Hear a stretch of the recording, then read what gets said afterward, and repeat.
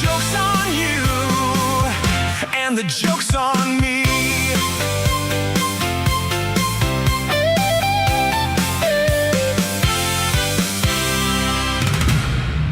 Ladies and gentlemen, it is Friday, July 31st, 2026, the last day of July. That one kind of hits, doesn't it? Can you believe it? Summer is flying by. For many people, summer is almost over. We're clinging on for dear life here at the Owen Report, I will tell you. And it's almost as if summer has just begun as far as the weather is concerned here in Austin, Texas. But let's not waste any more time. Guys, let me tell you what we have coming up today and explain the unusual tardiness. Relax in the chat. The unusual tardiness today. We had no internet all day here, and there was a tech team working on the internet. And so the good news is they're all done now, and they say our internet's better and faster than ever. Okay. But we had no internet all day until 2:45. So I was unable to actually gather news and aggregate news for a show today until about 15 minutes ago. And I basically did it in record time. And I might be the fastest news aggregator in the world. I think we did it at record time today. And I said, you know what? It's too important. Because I was talking to producer DMT before the show. I said, what do you think we should do? Should we open the first hour and I can just fly off the cuff and not do the normal news presentation, but just do a classical talk show? Should we take calls and I can take calls for the first hour? And while people are calling in, that's when I can kind of do the news aggregation, like during the show, because I've got two guests coming up in the second hour. We got a big story at the northern border. Nobody else is covering this. It's kind of an exclusive. It's not my exclusive. We're going to go to the reporter that has the exclusive at the northern border. And I think it ties into that big drug bust that we covered the other day. And then we're going to go inside the autonomous zone in Madison, Wisconsin for some exclusive reporting there too. So I got those two guests in the second hour. But I said, you know what? This story in Spain is way too big. And it's not even about necessarily Spain. You can decide how much you care or don't about the actual country of Spain or even Europe at large, or even going into the history of Spain and Morocco and these two cities at the northern tip of Morocco on the southern side of the Strait of Gibraltar. So there's all kinds of different stuff. But we live in a geopolitical world, and Trump, our president, like every other president, is a globalist. And so these issues affect us, especially when you look at the different foreign influence campaigns and you see how they affect geopolitics and how they affect our politics. So these things are undeniably all connected. And we're going to prove this beyond a reasonable doubt today. But there's a couple angles today that really are sticking out to me. And one is the kind of MAGA right-wing independent media sphere that is obviously upset and calling out this story of the invasion of Spain. I mean, it's been the top story on X for 2 straight days. It's been the top story in the, MAGA independent media for 2 straight days. And it reminds me, some of you may remember this. I think we played it on the show.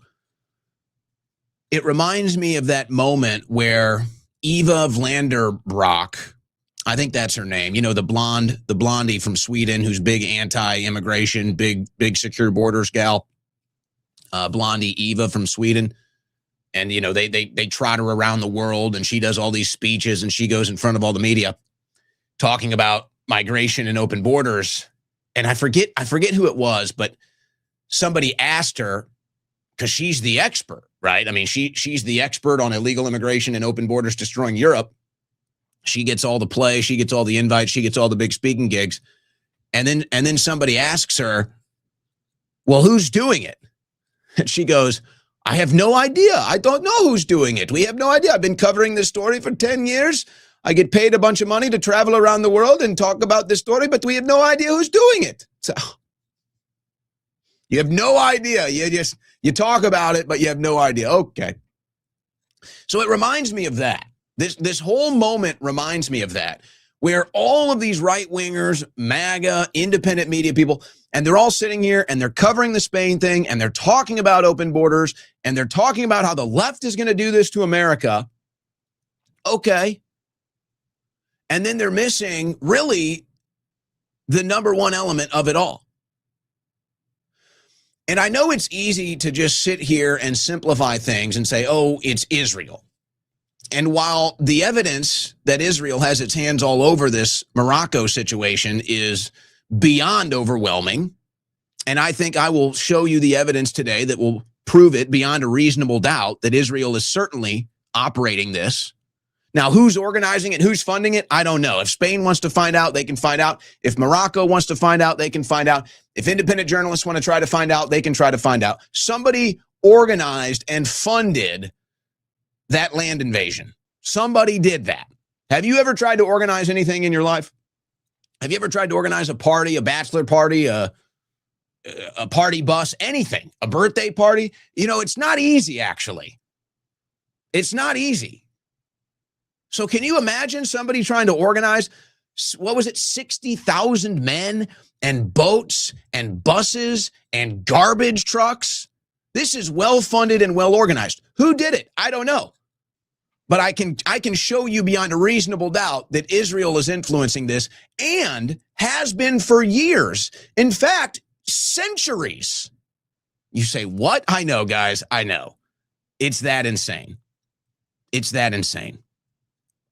And I realize it's that insane. And I'm sitting here thinking about it today. And I'm like, okay, how do I want to handle all of this information? How do I want to present it? How do I want to handle it? Because I'm not trying to do like the shock jock conspiracy theory thing where it's just like, hey, be as shocking and obnoxious as possible to get clicks and views. I want people to realize you can cover this stuff and be well-rounded and be well-grounded and come off as well-informed and actually be convincing when you're presenting your arguments. But I'm like, is it even worth it anymore? Because the same people that will call you crazy for pointing out the obvious today, they called you crazy because you wouldn't wear a mask. They called you crazy because you wouldn't take a vax. They called you crazy because you thought Trump would win and you'd vote for him. They called you crazy because you said that they were spraying chemicals in the sky. They called you crazy because you said that they were putting fluoride and poison in the water. I mean, I can go on and on and on. These people have been calling me crazy my entire life, and I'm right about everything, and they always admit it 5 years later. So you guys can deny what is really going on in Morocco and Spain, and in 5 years you will admit we're right. Maybe it might be less. I don't know. In 5 years, you will eventually admit we're right about everything. That's how this whole thing goes. You're 5 years behind us on supporting Trump. You're 5 years behind us on all the COVID crap. You're 5 years behind us on the stolen election. Years behind us on chemtrails. I mean, all of it.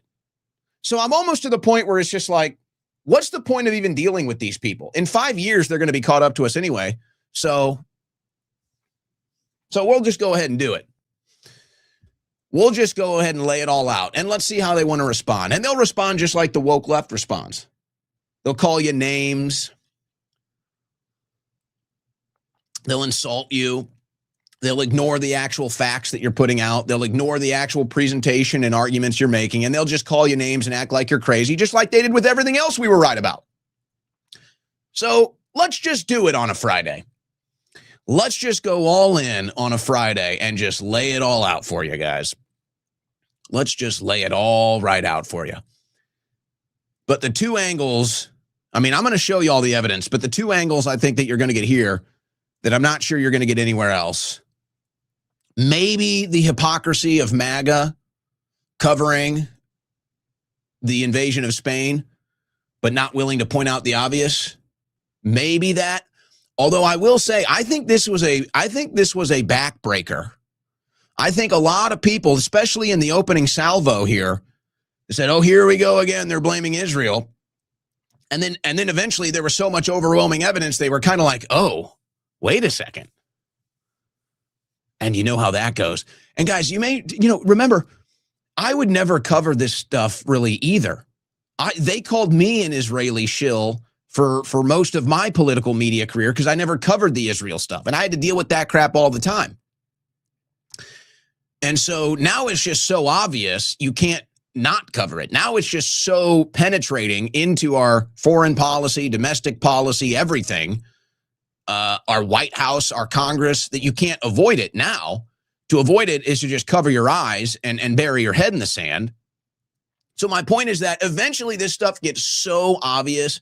Eventually the evidence gets so overwhelming that even the people that want to deny it and point the finger at you and laugh, this is like a backbreaking moment where they're like, oh, there is something there.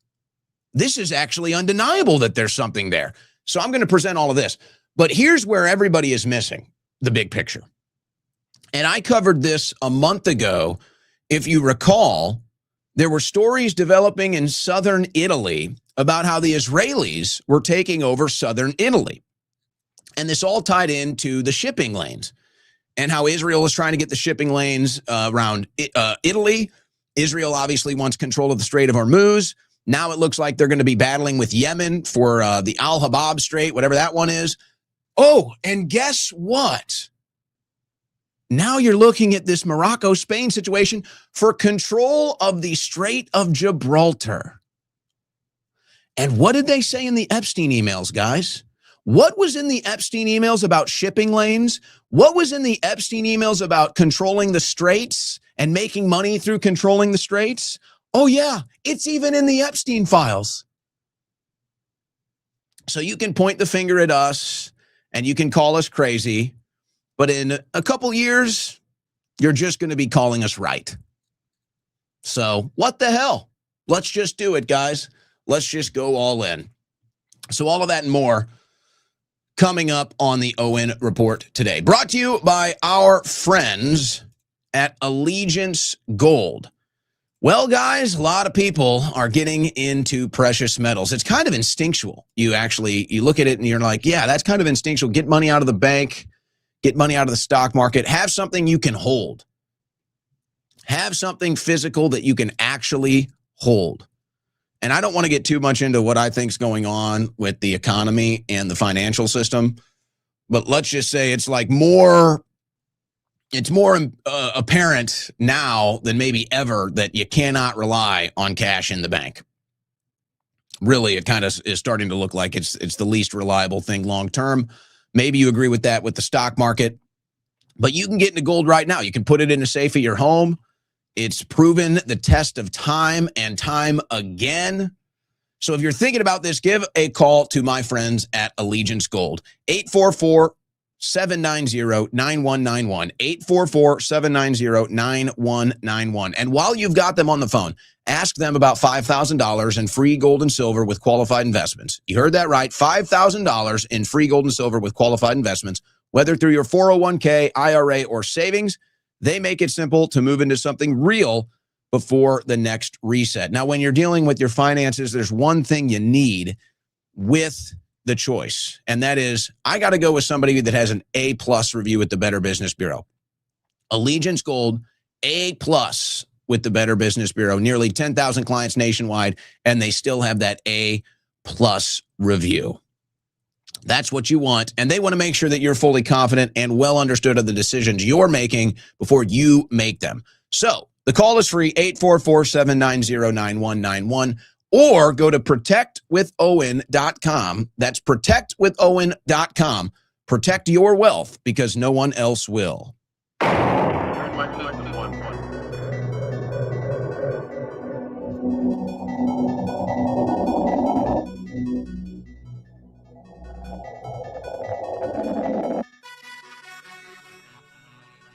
On the cutting edge of news and analysis, the Owen Report with Owen Schroyer.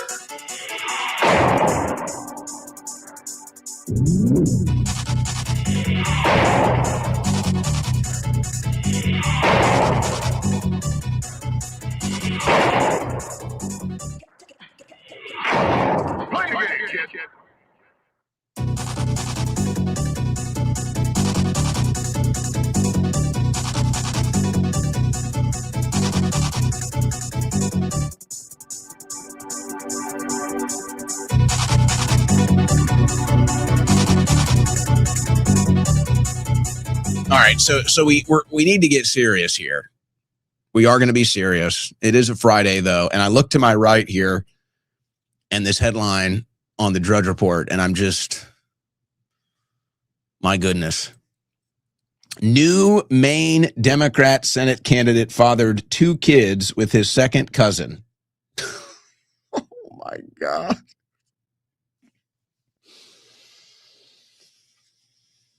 So the Plattner thing didn't work out after he won the primary and might have even won the Senate seat. Well, he's out. That one didn't work out. You know, the Nazi tattoo and whatever else was going on. All right, he's out. And then they had that debate, and they had the transgender individual up there, which you don't even want to criticize the person because it's like they have Down syndrome or something. But okay, so that went on. And now they've got another candidate with 2 kids with their cousin. There we go. We're doing great, guys. We're just doing fantastic. So it looks like the Republicans will be able to maintain the Senate seat in Maine. But, you know, Susan Collins is really a Republican in name only. She doesn't really vote conservative. She doesn't really vote even with Trump. So I don't know what that represents other than it's just a total clown world. Our entire political system is completely overtaken by clowns. And this is where we're at, guys. So, you know, act accordingly. All right. All right. Let's get serious. Let's get serious. So the big story that's been all over X, probably the top story online for the last 2 days, is this invasion of Spain. And the videos are obviously shocking. And I think that's why the story got so much attention, is just the shock value, the shocking nature of the videos, and all the military-aged men, tens of thousands just pouring into the beach, climbing over the fences, climbing out of garbage trucks. I mean, you name it, climbing out of the boats. This was probably a multi-million-dollar operation, organization, well-funded. Who did it? Nobody knows, but it happened. And then we see now all the evidence of the political drive behind it. So I don't know who funded and organized the actual ground invasion of Spain, or the Spanish colonies is how it's being presented now. They've been under the Spanish flag for a long time. There is a long history there. And guess what? It ties into the same thing everything else ties into, holy wars. So we'll get into some of that. Now, I'm going to present all the evidence here about the Israeli influence and maybe American influence as well. But this has been, let me start with kind of the political media commentary before we actually get into the news and the politics of it. So obviously the American right, MAGA, independent media, they're very border hawkish. And maybe the top issue for Trump that got him elected, definitely one of the top, was immigration and open borders. Now, I don't want to get into the whole net migration thing and how you're not getting mass deportations and you're actually losing. Biden brought 20 million in. Trump has deported 2 million. You're losing by 18 million. So you're losing on the migration, immigration, illegal alien deportation battle. You're getting your ass kicked still on that by the Democrats. But whatever, you don't want to go there. Everybody, this is the big story. All the MAGA mouthpieces, all the Trump cheerleaders and bootlickers, all the propagandists, they're all covering this. Oh, you see, this is why you can't vote for the Democrats. You see? Look at the land invasion. Oh, my gosh. And then they never want to look behind the curtain, though. They never want to look behind the curtain. They just want to sit here and dive back into the left-right matrix and just think, oh, if I just scream Democrats, that somehow proves it. And then maybe now we can salvage the midterms. Well, this has nothing to do with Democrats. And even though I have no doubt that if the Democrats get back in power, they will open the borders. I have no doubt about that. In fact, I think we're starting to learn now how America's being destroyed. They hit us with the left hook, which is Democrats get into power and they destabilize the country, open borders, you name it. And then Americans get pissed. And so they put the right wing in power. And then they hit us with the right hook, which is we just get used to destabilize other countries. So none of our issues get addressed. And the right wing is used to destabilize other countries. So then the Americans get pissed and then they put the left wing in charge. And then the same cycle happens over and over again until there's nothing left to fight for. And then the communists take over. And then they bring about the AI surveillance state. And then it's game over. So that's what's happening. Left hook, right hook, left hook, right hook, until boom, America's KO'd. And if you haven't figured this out yet, you're just way behind. And I hope you're not too late to the party so that we can stop this from happening. But let's get back to the task at hand. So everybody's calling out the invasion of Spain. Everybody's got the big issue with the invasion of Spain. But now they've run into a problem. You can't dare criticize Israel. You can't dare criticize or even mention anything to do with Israel. And yet there's Israel's fingerprints all over this invasion. And they're not even denying it. They're openly celebrating it. They're openly admitting it. And then you dig back into the headlines and you can go back a couple years. Israel's been pushing for this for years. And you could even make the case, and I've got the video here, that Netanyahu has been threatening Spain for months. Could that be a result? But they don't dare touch that. Oh, no. We're not going to dare mention that, even though it's everywhere. And so now there's this big moment, and they don't know what to do. And they're either going to fall all over themselves and trip all over themselves and ignore the elephant in the room again, or they're going to drop this and not cover it.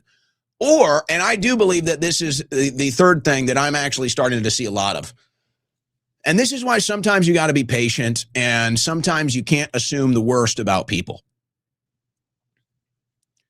There are many people today that would have ignored the Israel influence over many issues, whether that's our foreign policy or the invasion of Spain. They would always ignore the Israel issue for whatever reason. There's different reasons why they may have ignored that issue, but they've always ignored it. This one is so big. This one is so obvious. The elephant in the room just took a gigantic dump. They can't avoid it now.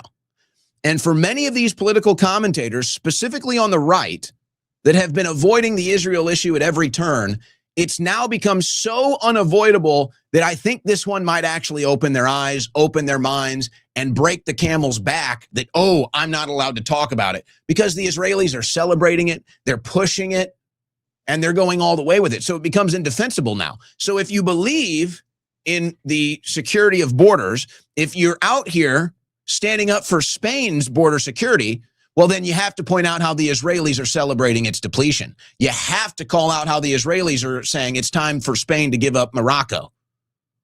It's time for the Moroccans to invade. Uh-oh. Whoa. Telling you, this is going to break a lot of those camels' backs, folks. This one is too big. It's too obvious. And anybody that doesn't want to look like a total fraud and a total phony cannot ignore the Israel angle here. It is unignorable.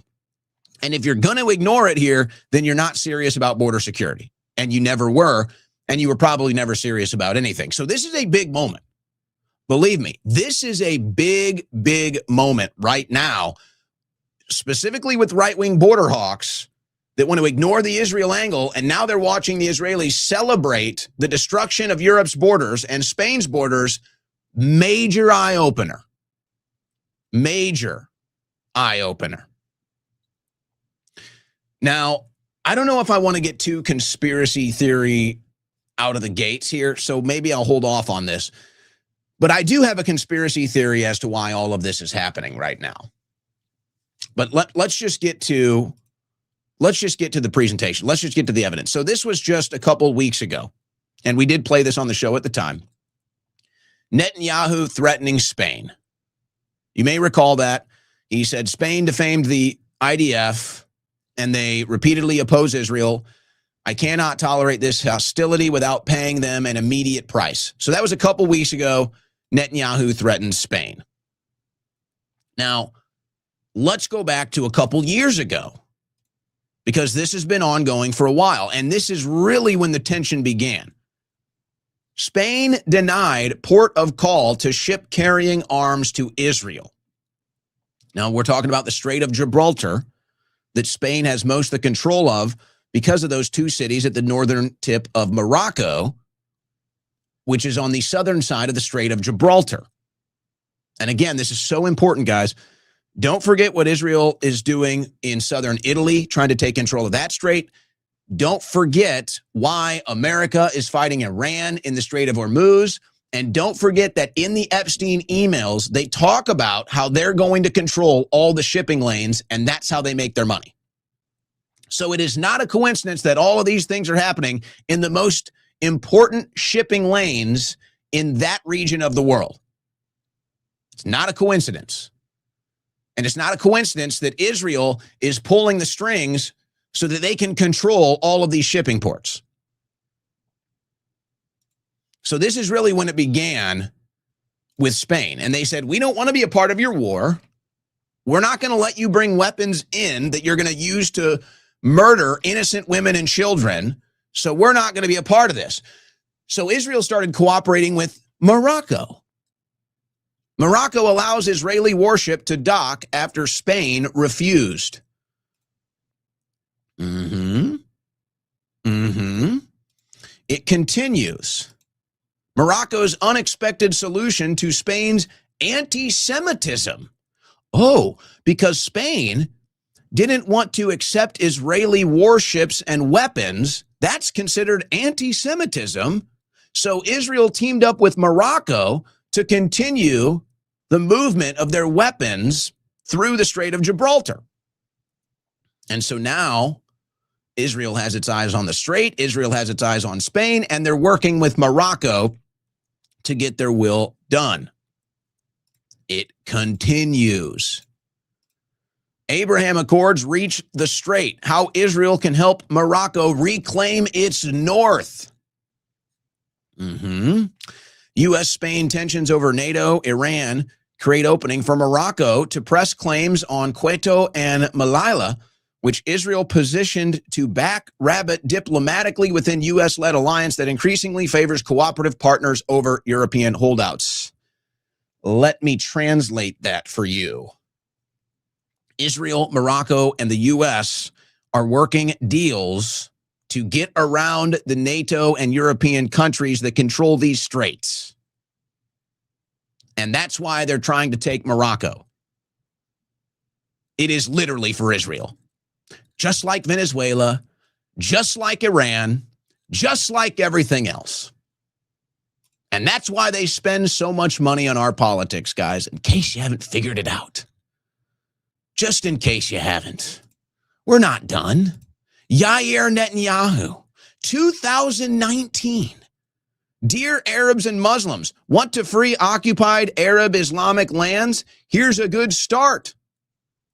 And look at what he points out. Right here's the Strait of Gibraltar. And he's pointing out all these lands that the Arabs and Muslims need to take back from Spain. Isn't that amazing? Simply incredible. And of course, this is their attempt to distract people so that Israel can take Palestine, and they want to send all the Muslims to take back land from Spain while they take Palestine. And then Israel, of course, is working with these Muslims. And so when it's all said and done, they will control the straits. And that's what it's all about. And this plan has been in the works for years.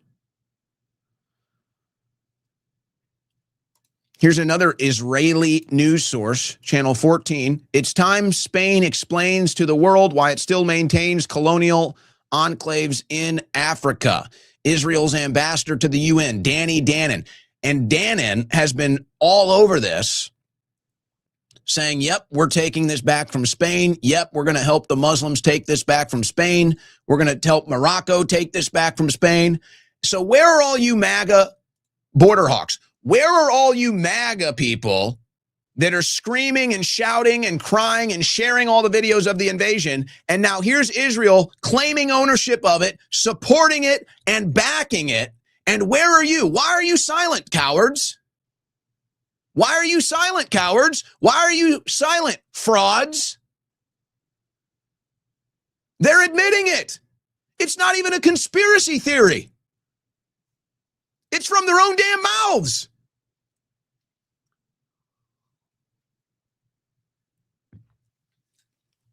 Now, I don't want to go way back into the history of this, but naturally, you go down the rabbit hole, you find it. You know, this has been going on apparently for hundreds of years and centuries. The Jews that opened the gates of Toledo. So obviously, the Strait of Gibraltar has been a major power point for much of human civilization, and it's been fought with and fought over by Jews, by Muslims, and by Catholics for centuries. For centuries. And eventually Spain, the Catholics, were able to settle these points on the northern point of Morocco, and those have been Spanish country lands for hundreds of years. But Jews and Muslims and Catholics have been fighting over these lands in the Strait of Gibraltar forever, and it ultimately, for the last couple hundred years, has been controlled by the Catholics and by the Muslims. So now the Jews are moving back in, and they're opening the gates of the Muslims into the Catholic lands. They want the Muslims to invade the Catholic lands, destroy the Catholic lands, and then eventually Israel's going to take control of the strait. That's their plan. And apparently this has been going on for centuries and centuries and centuries. But I don't want to get too much into the ancient history here. But what do you know about Andre Azoulay? The senior advisor to the king of Morocco. He's been around for decades. Do you know about him? Do you want to know about him? Do I even have to say it about him? Maybe you can look into him yourself. But where do you think his loyalties lie? And you know what? I'll leave that one for you to find out. I think it's obvious, but let's just say this. He's the lead advisor to the king of Morocco, and he's not a Muslim, and he's not a Christian either. Here's more from Israeli media. Helping Morocco recover Quito and Melilla would serve that framework and punish a NATO member that has repeatedly chosen obstruction over partnership at the alliance's most critical juncture. For Israel, amplifying Morocco's claim is not charity. It is a strategic investment in the partner that across the Strait of Gibraltar holds the key to one of the world's most vital maritime choke points.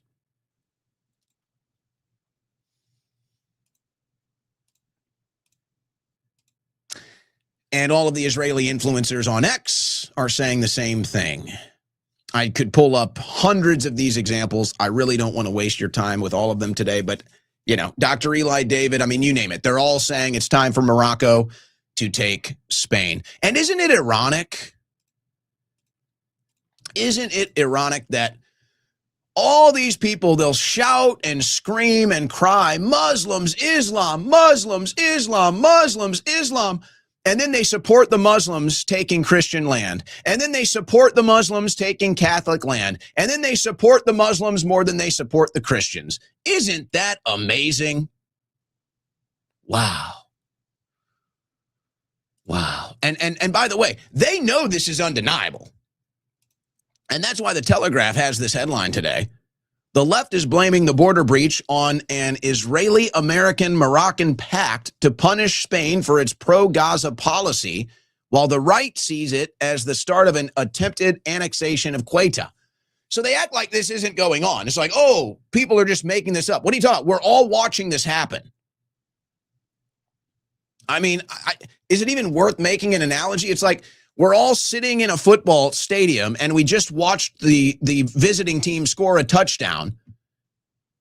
And it would be like the announcer saying, well, everybody here thinks they scored a touchdown. Everybody here seems to think that the visitors scored a touchdown. Meanwhile, the visitors are in the end zone dancing, and the referee's got his arms in the air saying touchdown. And the announcer's like, gee, why does everybody in here think it's a touchdown? What's going on, man? I don't know. He just spiked the ball in the end zone, and the ref called it a touchdown, and there's 6 points on the board. It's like, oh, man, why do they think a touchdown happened here? But it's not just the left. Everybody sees this. Any honest person sees this. On the right, on the left, it doesn't matter. Any honest person sees this and sees the overwhelming evidence that this is exactly what's going on. Now, I'll get into the kind of higher, maybe conspiracy theory in a minute, but it's undeniable that that's what's going on. I mean, it's ridiculous to pretend like that's not what's going on. And that's why I say this story is so big. Folks, the people that want to ignore the Israel angle, or maybe they just don't believe in it, maybe they don't think it's that big of a deal, this one's unavoidable. This one's unignorable. By the way, Trump says Morocco named Tisnit Dakhla Highway after him. Why it matters, the claim tribute to Trump forms part of Morocco's larger ambitions in the disputed Western Sahara. When did that happen? Oh, this week. That happened this week. And Trump thanked him at the beginning of the week. He thanked Morocco's monarch, King Mohammed, whose top advisor is not Muslim or Christian. So Morocco named a highway after Trump this week, guys.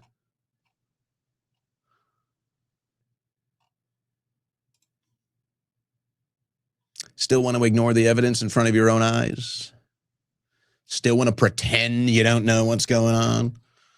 Here's the Israeli Foreign Ministry celebrating the Kingdom of Morocco on the very day they're invading Spain. Glorious Throne Day. And by the way, this goes back to the ancient history.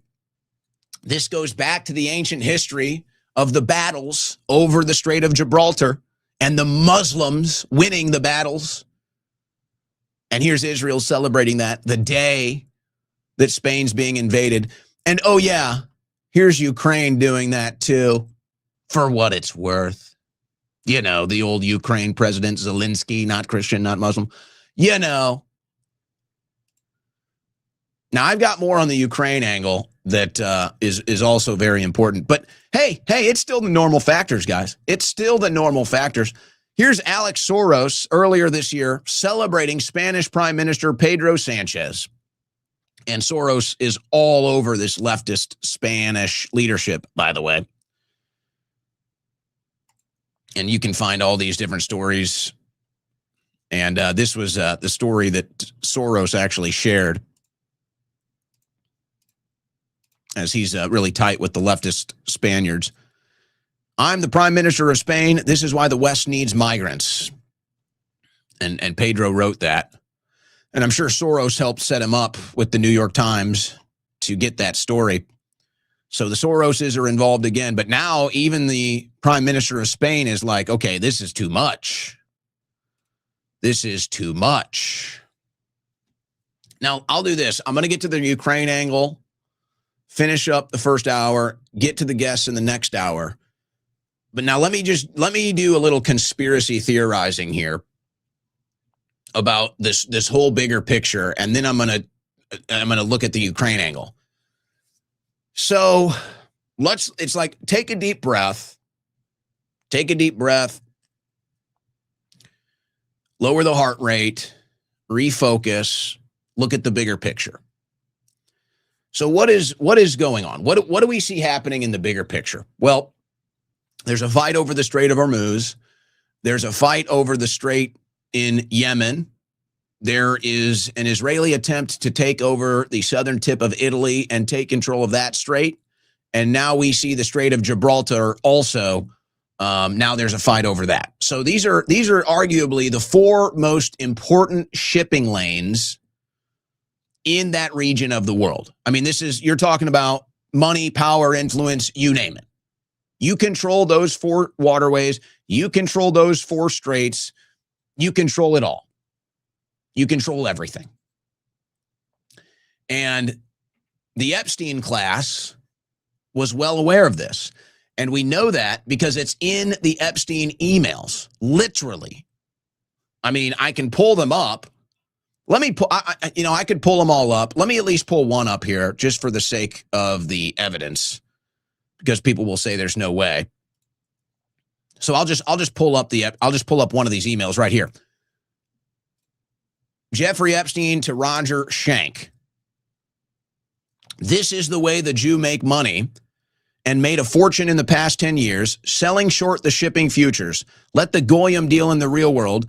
From shipping news, the most dramatic growth has been in shipping futures, which allow shipping companies to lay off risks, on and on and on. Okay? So the Epstein class was well aware of how to control and manipulate shipping to enrich themselves and control the planet or whatever region of the world they want. But let's draw back. So these are the different puzzle pieces. These are the different images on the board. Now, let me get conspiratorial, guys. I'm going to get a little, I will tell you, this one's a little out there. It is. I feel like, and this might even explain why Trump is the complete opposite of what he was in the first term. I feel like there is a group of people, there's all kinds of different people that battle for power, right? I mean, the one thing I think that, maybe if there's any fair criticism of the Israel obsessed or the Jew obsessed people, if there's any fair criticism of that, it's that, hey, there are plenty of other power brokers. It's like, yeah, there's Muslim power brokers, there's Chinese power brokers. It's like, there's plenty of different factors. And then there's different shadow groups and secret societies and ancient money, ancient knowledge that are above all of that. So it's like, yeah, there's the Israeli angle, the Jewish angle. That's one of many angles. That's one of many different power players. And maybe you think they're winning most of it right now, but that's just one of the pieces on the board. So I look at all of these developments and I'm like, what is the rush here really because they believe that they will lose control over the political levers? I don't know. Do we really believe that? Do we really believe that the people in charge are afraid they're going to lose control over the political levers? I'm not so sure. I think they feel pretty confident that they've got the American people and maybe even the rest of the world pretty well under control. We're getting enough bread and circus that we're not going to rebel. We're happy enough that there's not going to be any real uprisings here. So as long as the bread and circus continues, I don't think they're really too worried about control. Because when I look at it politically, I'm thinking, yeah, the Israeli lobby knows they're about to lose the country. The Israeli lobby knows they're about to lose access to America's military and bank account. And that's why they're pressing the gas and rushing all of this through with Trump. But I zoom out a little bit and I wonder, it's pretty well documented that, and we don't know the exact timeline, but it's pretty well documented. It's pretty convincingly presented that about every 3,000 years, there is a cataclysm on Earth. And you can even argue that this is in the Bible, Noah's Ark. And so there's some sort of a reset, some sort of a cataclysm that happens every 3,000 years, and civilization is basically reset. And there's proof of advanced civilizations from 3,000 years ago, 6,000 years ago, 15,000 years ago. You can talk about the pyramids. You can go on and on and on with this stuff.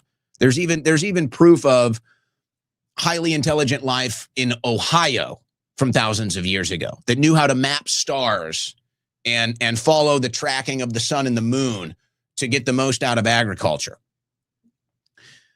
So what if there is a secret society, shadow government that has this knowledge, that has this ancient knowledge of when the cataclysms happen, why they happen, the different clues that they're about to happen?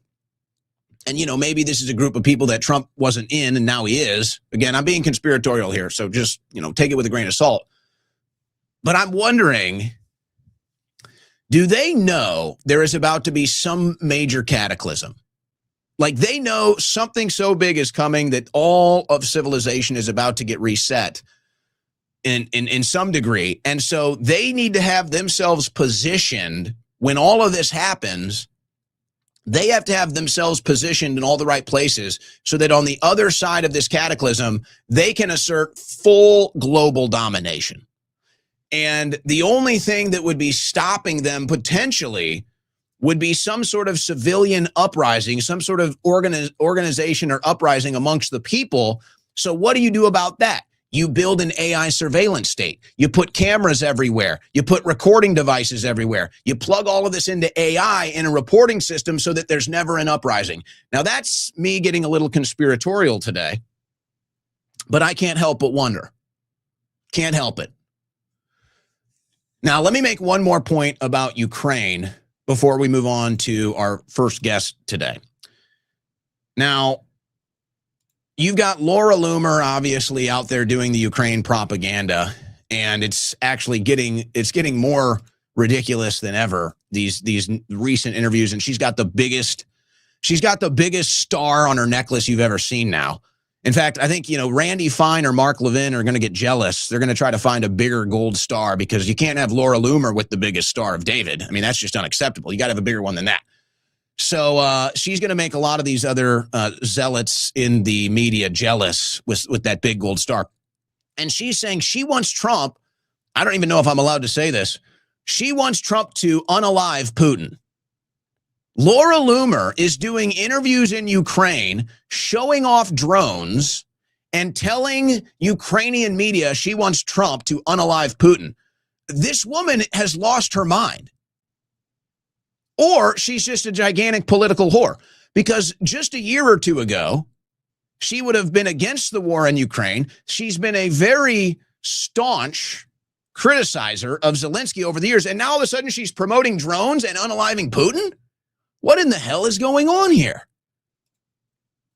And then I found this story by one Daniel Shapiro at the Atlantic Council in 2022. Zelensky wants Ukraine to be a big Israel. Interesting. So I'm reading all of this last night, and it hit me. It hit me. And the deal might already be done. I don't know. I think the deal might be done. And the fact that Trump won't get us out of Ukraine tells me that the deal might be done. Guys, they're turning Ukraine into the new Israel. Ukraine is now the new permanent client of the military-industrial complex. And so this is how it works. You have Americans fighting Arabs in the Middle East, and now you have Russians fighting Russians, a brother war, a cousin war in Ukraine, and you have money flowing into this like water in a river perpetually forever. The war never begins, the war never ends. You pay for it your entire life. This is the forever war, and now they've added another client of the forever wars into the military-industrial complex. And all this is going to do is force the rest of the world to respond to it. So I do think all of these things are connected, from Morocco to Ukraine to the Strait of Hormuz. I think it's becoming undeniable that all these things are connected. And the only reason people won't talk about it like this is they're so programmed to only accept a narrative if the media presents it to them. If they were telling you this is World War III, everybody would be calling this World War III. But you could already make the argument that this is World War III. You just don't see the bombs, you don't see the invasions, and you don't see the news framing it that way. So you just kind of don't really believe it. All right, I want to close up this hour. We've got a big guest coming up here. I'm really just going to skip the break and go right to our guest. He's got an exclusive that nobody else has, and I'm glad that he wants to come on the show and tell us this, because I've had a guest talk about the southern border. We had Anthony Aguero actually call in last week and say, hey, things at the southern border are happening nobody's reporting on. But what about the northern border? We'll find out next. You're listening to the Owen Report on the Win Network. All right, so you guys remember there was a story last week, 1.7 tons of narcotics the Canadian Border Control found that were coming in from America. Somebody here was trying to get drugs across the Canadian border. So immediately I was like, well, that's an odd story to hear about the northern border. Well, one Taylor Hansen has been up there. Taylor, how long have you been doing an investigation of the northern border?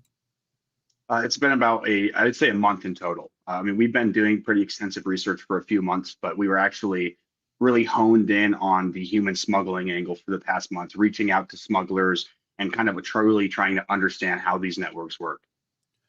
Well, you said something to me that I was honestly completely in disbelief with, because I guess you're the only one up there reporting on this. Human trafficking happening at the northern border. How is this? I'm not hearing about this until you told me. Yeah, I mean, it's a good question. I mean, it's gone severely underreported. And just for an example, a little background context, in 2024, when Trump first took office, there were more actual crossings and encounters on the northern border coming into America from Canada than there were on the southern border. That has since tamped down, at least the numbers that we're being given. But this is happening on a daily basis. And it is as simple as you go onto Instagram, any of your viewers can do it right now, and you type in Canada to USA safe. Just type in those keywords and you will just see hundreds, if not thousands, of blatant ads offering to smuggle human beings into the United States of America from Canada. Well, how does this compare to what we were covering at the southern border? I mean, obviously that was NGOs, government run, facilitated, funded. And, you know, you could kind of go down there and record it, but it was considered legal because the government was funding it and running it. I'm assuming that's not the same case up north. This sounds totally underground, totally black market stuff. So how is it as far as like the infrastructure is concerned? I mean, are there tents? Are they housing these people, or is it just like climb through the woods, get to Canada, and climb through the woods again? So I'm glad you asked that, because it does have some similarity to what we see on the southern border, and I'll cover that first compared to the dissimilarities, is the advertising. So in America, when the southern border crisis was happening under the last administration, you would have the cartels put out blatant ads for advertising towards Americans on TikTok, on Instagram, on other social media platforms, and essentially trying to get humans or get American citizens to smuggle humans over the border. So they would cross on their own volition through the cartels, through their fixer, and they would smuggle them over the border. And then an American would be on the other side to pick them up, drive them to Houston, drive them to Dallas, one of these adjacent areas, and then the American would get paid. So it's very similar in that aspect of you actually have, they've kind of set it up in the exact same way the cartels have when it regards to advertising. You know, they advertise on Instagram and on TikTok predominantly. And what they do is, they put out these things, they have a WhatsApp number, you shoot them a text, you'll get a reply within a few minutes and say, hey, I need to be smuggled, me and my family, how much is it? Where do I meet you? How does this work? They'll have you share your live location, just like the cartels do when you're smuggling immigrants for them into America. And they'll come pick you up, I'll give them your payment, and they will drive you to a drop-off point and basically tell you where to go. And they'll have somebody walk with you. It's usually on the northern border, it's actually a lot easier. There's no border wall, there's no infrastructure, no guards.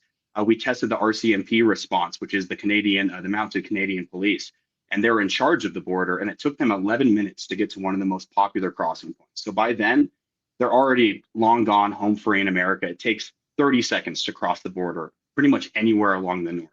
But dissimilarities, I would say, it's very interesting because the whole reason this scenario has been allowed to happen and continue happening is Canada has essentially just became a third world country, at least the majority of their provinces, regarding the visa immigration mills, the student visa fraud. You have nearly 50,000 students as of last year that have just gone missing. People that are in Canada on immigration visas, essentially to attend college, at least that's what they're saying they're doing, and nobody can find them. So that's just kind of a little sneak peek into how many people are actually crossing over. And the Indians are taking mass visa sponsorships. They're abusing the Canadian system because it's completely broken. They're allowing anybody and everybody in, from Palestinians, from Pakistanis, pretty much you name it, they're there. They have temples. The culture is, I've never seen more Indians in my entire life than an hour in Ontario. It was absurd. And what they'll do is they basically form. You haven't been to Texas lately, have you? No, I thankfully I got out in that time before that happened.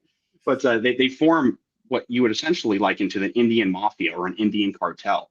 And they have a decentralized network that works very similarly to the cartels, and where you find the WhatsApp number, which is readily available, you message them, and this guy is usually actually in India, and he will then he'll get all your details, get your live location, make sure you're legit, and then he will send your number out and disseminate that to as many human smugglers as he can in the area that he knows. And they will all basically fight over your business.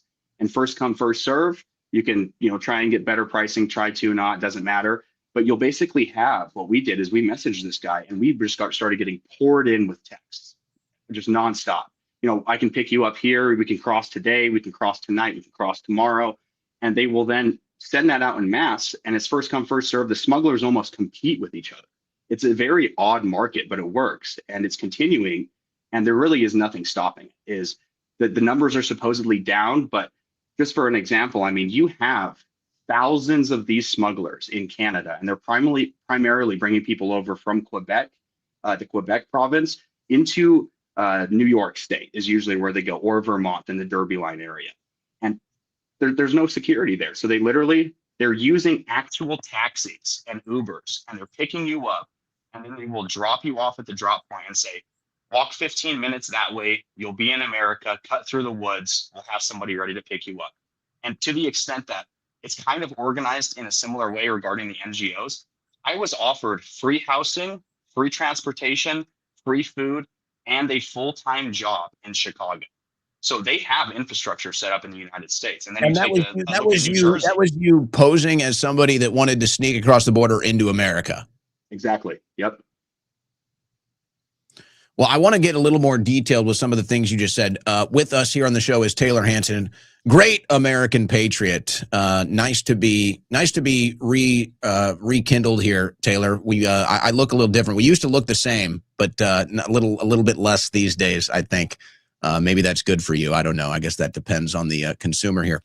So Taylor, it sounds like so they're sneaking into Canada via Canada's loose migration protocols. So it's easy for them to get into Canada. Now, is the control over the border crossings, the one thing that was significant about the southern border was that the cartels maintained a pretty strong control over that. It was like if you were going to cross in, the cartels were pretty much in control of that. And if you were going to try to get in without the cartels, that could wind you up in some trouble. Or if you were trying to run your own illegal immigration operation, that could get you in trouble with the cartels as well.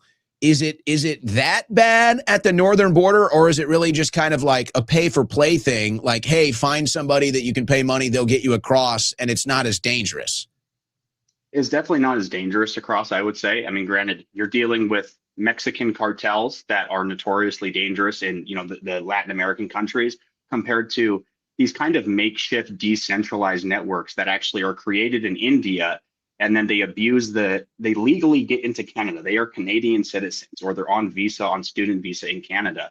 And then instead of actually going to school, being a productive member of society, what they'll do is they then form these little posses, I would liken them to, that then take orders from India and get all their information from India to say, hey, this guy wants to cross with his family. We have 100 tonight that want to cross. We need X amount of drivers.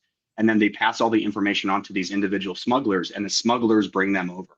So in a sense, it's almost, I would say, kind of harder to stop, because on the southern border, who to target. There's organized NGOs that take money directly from the cartels that work in America. You could shut those down overnight through policy if you really wanted to.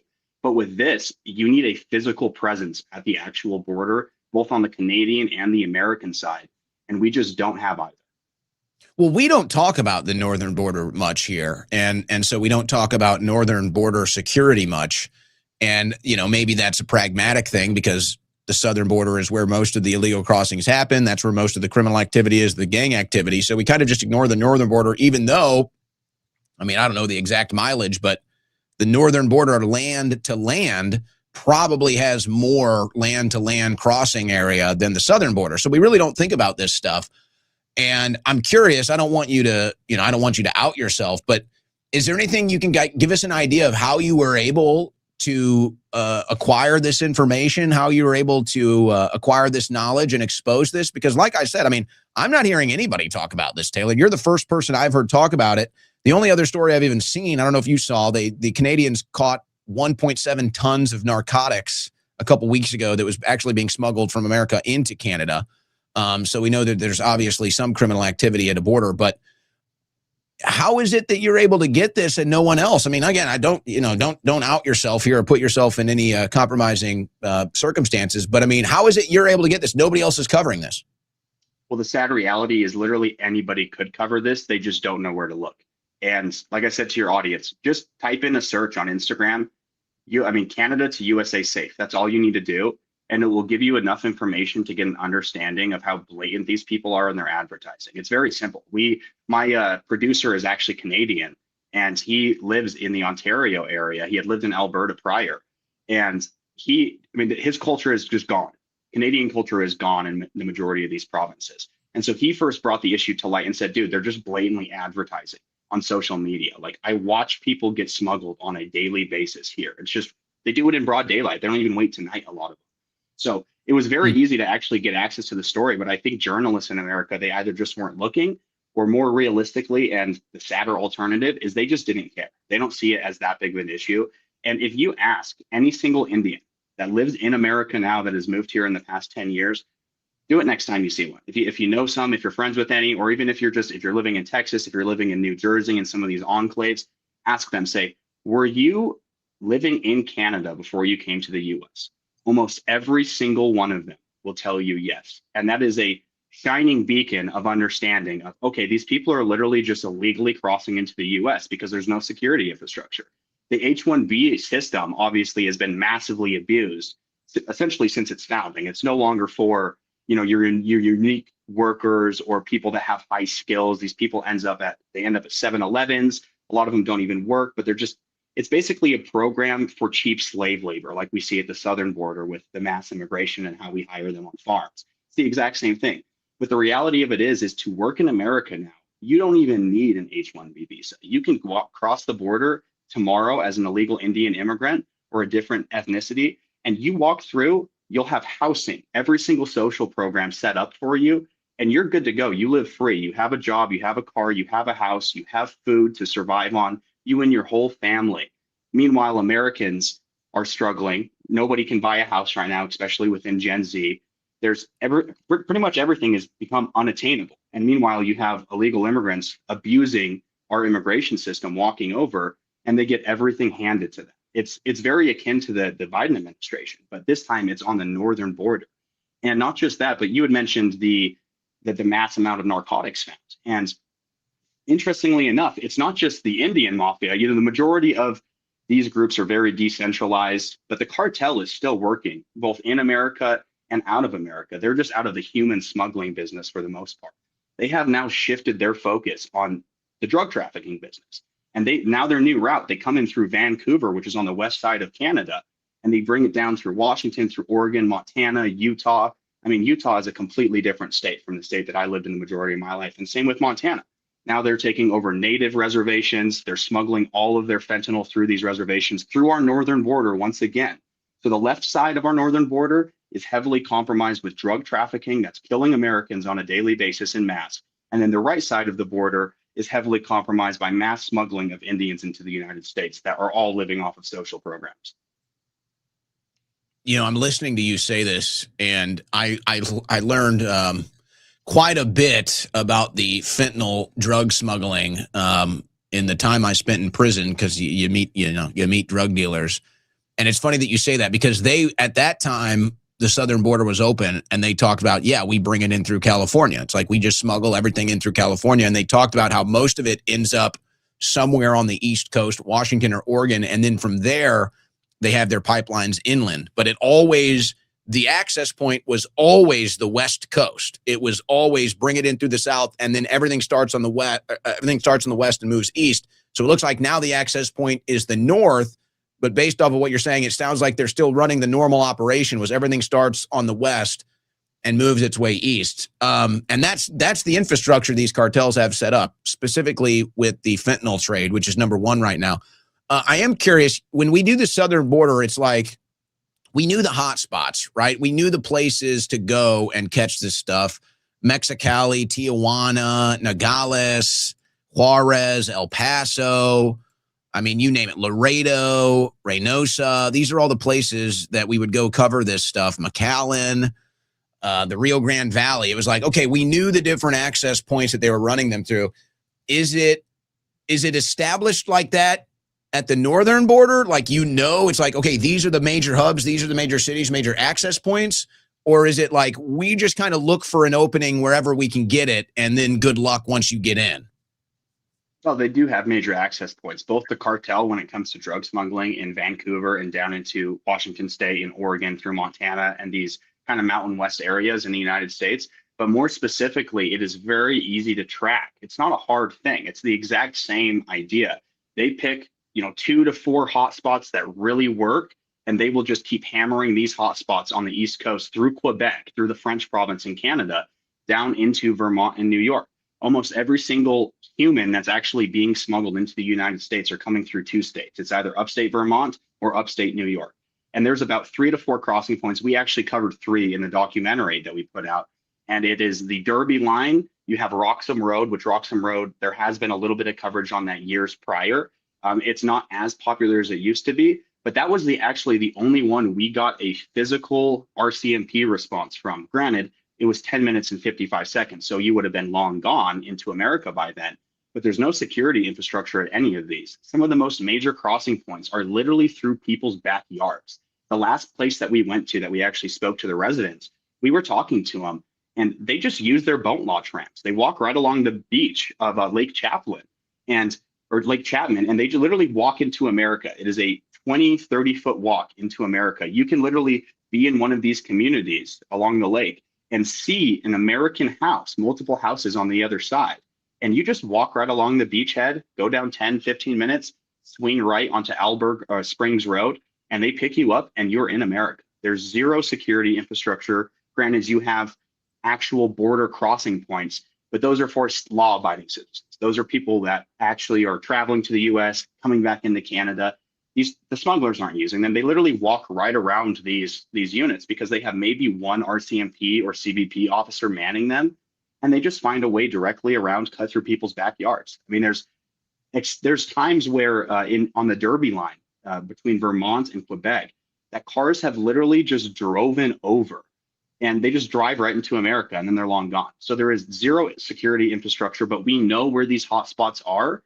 And the least that CBP and RCMP could do, if they're actually going to work together to stop this, is station people there, add some security infrastructure, because the people in both communities, both on the American side and in the sides in Quebec, they're outraged over this. The fact that they're sitting out with their kids and they just have 100 sometimes. Usually they're in smaller packs or groups, but sometimes it's up to 100 people. Multiple cars will just dump a bunch of people, and they'll just walk right through their backyard, right in front of their kids, right in front of their families, and then they'll go cut into an American's backyard, and they're home free in America. But you look at the way that New Jersey has changed culturally, there is a reason for that. Is the large majority of Indians in New Jersey, they are not here legally, but people don't understand that.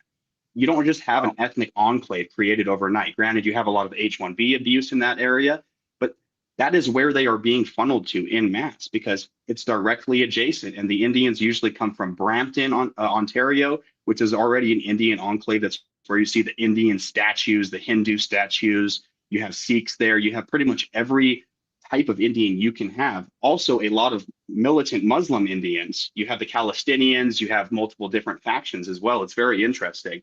And the majority of them are going to New Jersey. And even in Texas, sometimes they will make their way all the way down to Texas. They'll stay in Chicago or New Jersey or New York for a while. And then they have family that's already illegally crossed and are sitting in Texas or may have an H-1B, and they can apply for a green card. And once they get it, their family can apply through a green card. So they'll just hike their way down to Texas. And now you have your issue in Texas as well.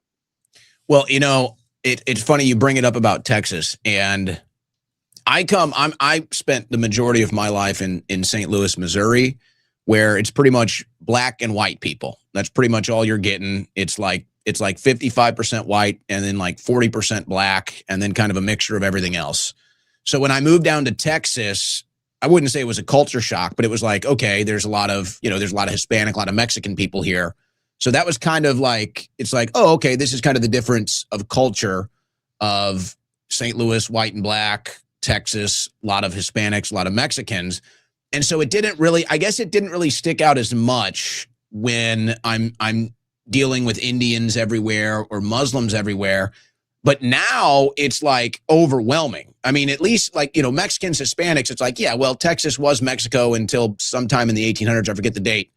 But the Indians, you're like, wait a second, what is going on with the Indians? The Muslims, you're like, okay, what is going on with the Muslims? now you go out in Austin and you go out anywhere, family event, restaurant, whatever. It's like there's more Indian and Muslim families running around than anybody else. So now it's actually kind of getting to a point of culture shock where it's like, wait, okay, something is going on here. Now I am curious, do you have what you're describing on video? And I'll do a follow-up with that. Do you have what you're describing on video? And I apologize for those audio issues. I was trying to see if I could find any of this stuff on YouTube, and it was kicking in some of your show audio. Where can people go find your documentary videos? Have you put these out yet? Yeah, they're all live right now, and we do have it all on video. I mean, I met with the human smuggler on video via pen camera, and my producer and I was like, I want to put it on the screen while you're talking. On X and YouTube, both on Frontlines, I can find it on your Frontlines, and then my personal app. Yep.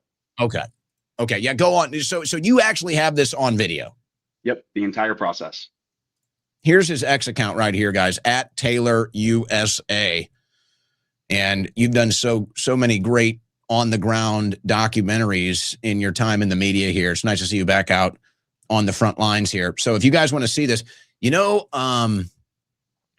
what's amazing about this? I see that you've got it pinned here at the top of your X account. It's doing pretty well. I look at the front lines one, did all right.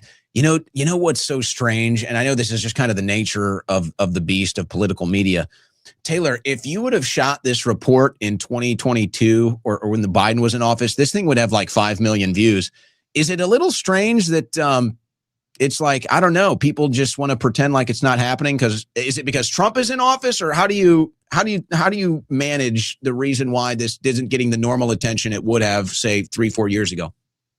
No, I'm actually really glad you asked that. I think it's a plethora of reasons. I think Trump being in office is definitely a big one, as people don't really want to admit that this is still happening in a pretty large capacity, that we still have issues regarding border security. The southern border is locked down, but of course, now the northern border isn't. So I think that's a little hard to admit. I think that's kind of less of a factor than the fact that, I mean, literally yesterday when we released this documentary, of course, Spain, the Moroccans absolutely rushed the border in Spain, and it kind of just overtook and swallowed our coverage, which is a shame because Americans are tweeting nonstop about what's happening in Spain. And it's like, yes, this is the future of all Western civilization. But the story I just broke here in the United States of America, granted, it doesn't have as crazy optics as 30,000 people rushing the border. But we saw the same exact thing that happened in Spain on the southern border with the Haitians, back in 2020. And we saw it time and time again with the Venezuelans. I was crossing for 10 hours, 15 hours a day with nonstop streams of people that were being allowed into the country. But I think that's the predominant reason, is people just kind of, one, it's inconvenient to actually talk about and say, hey, this is still happening, and let's try to get the administration to do something about it. And that was the goal with, one of the goals of this documentary, is hopefully it can get big enough that this administration can no longer ignore it, and they actually have to secure our northern border. Because realistically, Canada, in my view, is probably and if not but one of our biggest national security risks as American citizens, via drug smuggling, human smuggling, cultural replacement that's taking place in America. And not just that, but the large majority of their government is literally opposed to the American way. They have completely erased their culture. They've erased everything. The entire attitude in Canada, in every single province other than Alberta, their whole attitude and personality is hating Americans, especially in Quebec, the French province.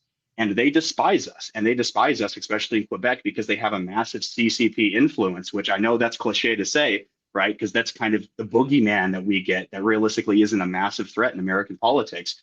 But Canada is selling out to the Chinese government via oil pipelines, pretty much any way that you can possibly think of. And this is right above our heads, and we're just kind of ignoring it. I mean, we get 50% of our imported oil every single year from Alberta.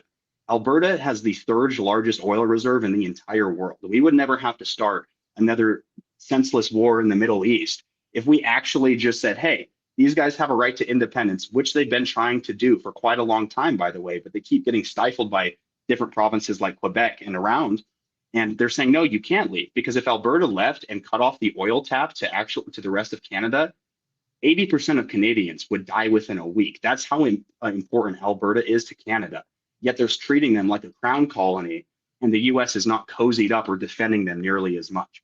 Alberta should, I mean, it's right above Montana. These people are culturally Montanan. It's a beautiful province. They're great people. And they're the only province realistically that has pushed back on the mass immigration, that have immigration quotas against immigration. And they hold the third largest oil reserve in the entire world, and we're not tapping it how we should be. There would be no more wars in the Middle East. There would be no more senseless, useless violence, frankly, over in Iran and in these other places that we continue to strike. When we have it right above our heads, we have access to these people. Just secure the northern border, allow Alberta to strike their independence, and whether they want to be their own country or become a part of the United States, regardless, they would be our #1 trade ally. We'd have gas at $1.50 a gallon. We wouldn't have to worry about anything again. Boy, that all sounds really nice. You know, It sure does, doesn't it? It sounds like America First or MAGA or something even. Well, Taylor, I'm it's actually great. I get to kind of be the live experiment here. The fact that I've not heard of this story until you reached out, the fact that I haven't seen your footage here, which if folks see this, this would get millions of views. This stuff would go viral just like the Spain stuff did. And I don't even really know how to encapsulate that. It's just like, how is it that we're Americans, the #1 story the last 2 days has been Spain. I mean, that's been undeniably the #1 story is what we saw with Morocco and Islamic men, military-aged men storming the beaches of Spain. And that's dominated the press. I guess the timing of it for you just doesn't work out. And yet if they saw this, if these clips and these viral videos were hitting like the Spain ones were, then people would be talking about this. People would be addressing this. I know it's the nature of the beast. You've been in political media long enough to know that it's just, you never know what's going to happen with timing and news cycles. But I'm watching this footage for the first time, and I got to say, I mean, I'm not surprised that you got great footage. I'm just surprised it's like, wow, this is extremely shocking, and this is the first time I'm seeing it. Yeah, no, you're right. And it's a shame that we released it the day that we did, but obviously the political news cycle is an absolute beast. It eats itself. And you're right, it should have millions of views. I mean, that's what I was hoping for on it. So it actually pressures the administration and DHS and the State Department to actually address it and do something, because no American, realistically, I mean, yeah, you might have some people on the left that are very pro this, leave the borders open, as we've seen. But the large majority of Americans are vehemently opposed to what is taking place in this documentary. Not just the cultural replacement, but the fact that what's taking place in Spain with Moroccans, in Europe. Yeah, it is absolutely tragic. That is the future of every single Western civilization. But this addresses the exact same issue. The optics of it just aren't as crazy as 30,000 people running over the border and, breaking windows. But these aren't just Hindu Muslims coming over. I think that's a big misconception. You have Pakistan, you have militant Muslims coming over. It's not just Hindu Indians. You have people from all stripes, and it's not just Indians. It is predominantly Indians. But you got to understand, you have Palestinians, you have Pakistanians, you have Sikhs, you have Hindus, you have people from all walks of different life. And they are not in favor of the American way, just like they aren't in favor of the Canadian way. There's a reason why they've created enclaves with literal statues worshiping their deities and massive temples. It's unlike anything I've ever seen before. And now you see it in places like New Jersey, and it's slowly starting to take place here. I mean, we see what's happened in Minnesota with the Muslim enclaves, with the Somalis. That same thing is happening on the East Coast in America right now, but nobody is addressing it. So I really hope that it is allowed to kind of grow and fester. And I get why the Spain coverage is viral, but this should be topic #1 in the United States of America right now, if you actually care about preserving your culture and preserving the American way. Well, let's hope maybe after this interview, some other eyes get on this. And then I'm assuming you're ready and willing to do other interviews and talk about this on other shows. So maybe you'll get a couple more inquiries. I'm hoping that's the case. If anybody reaches out to me inquiring, I'll send them your way.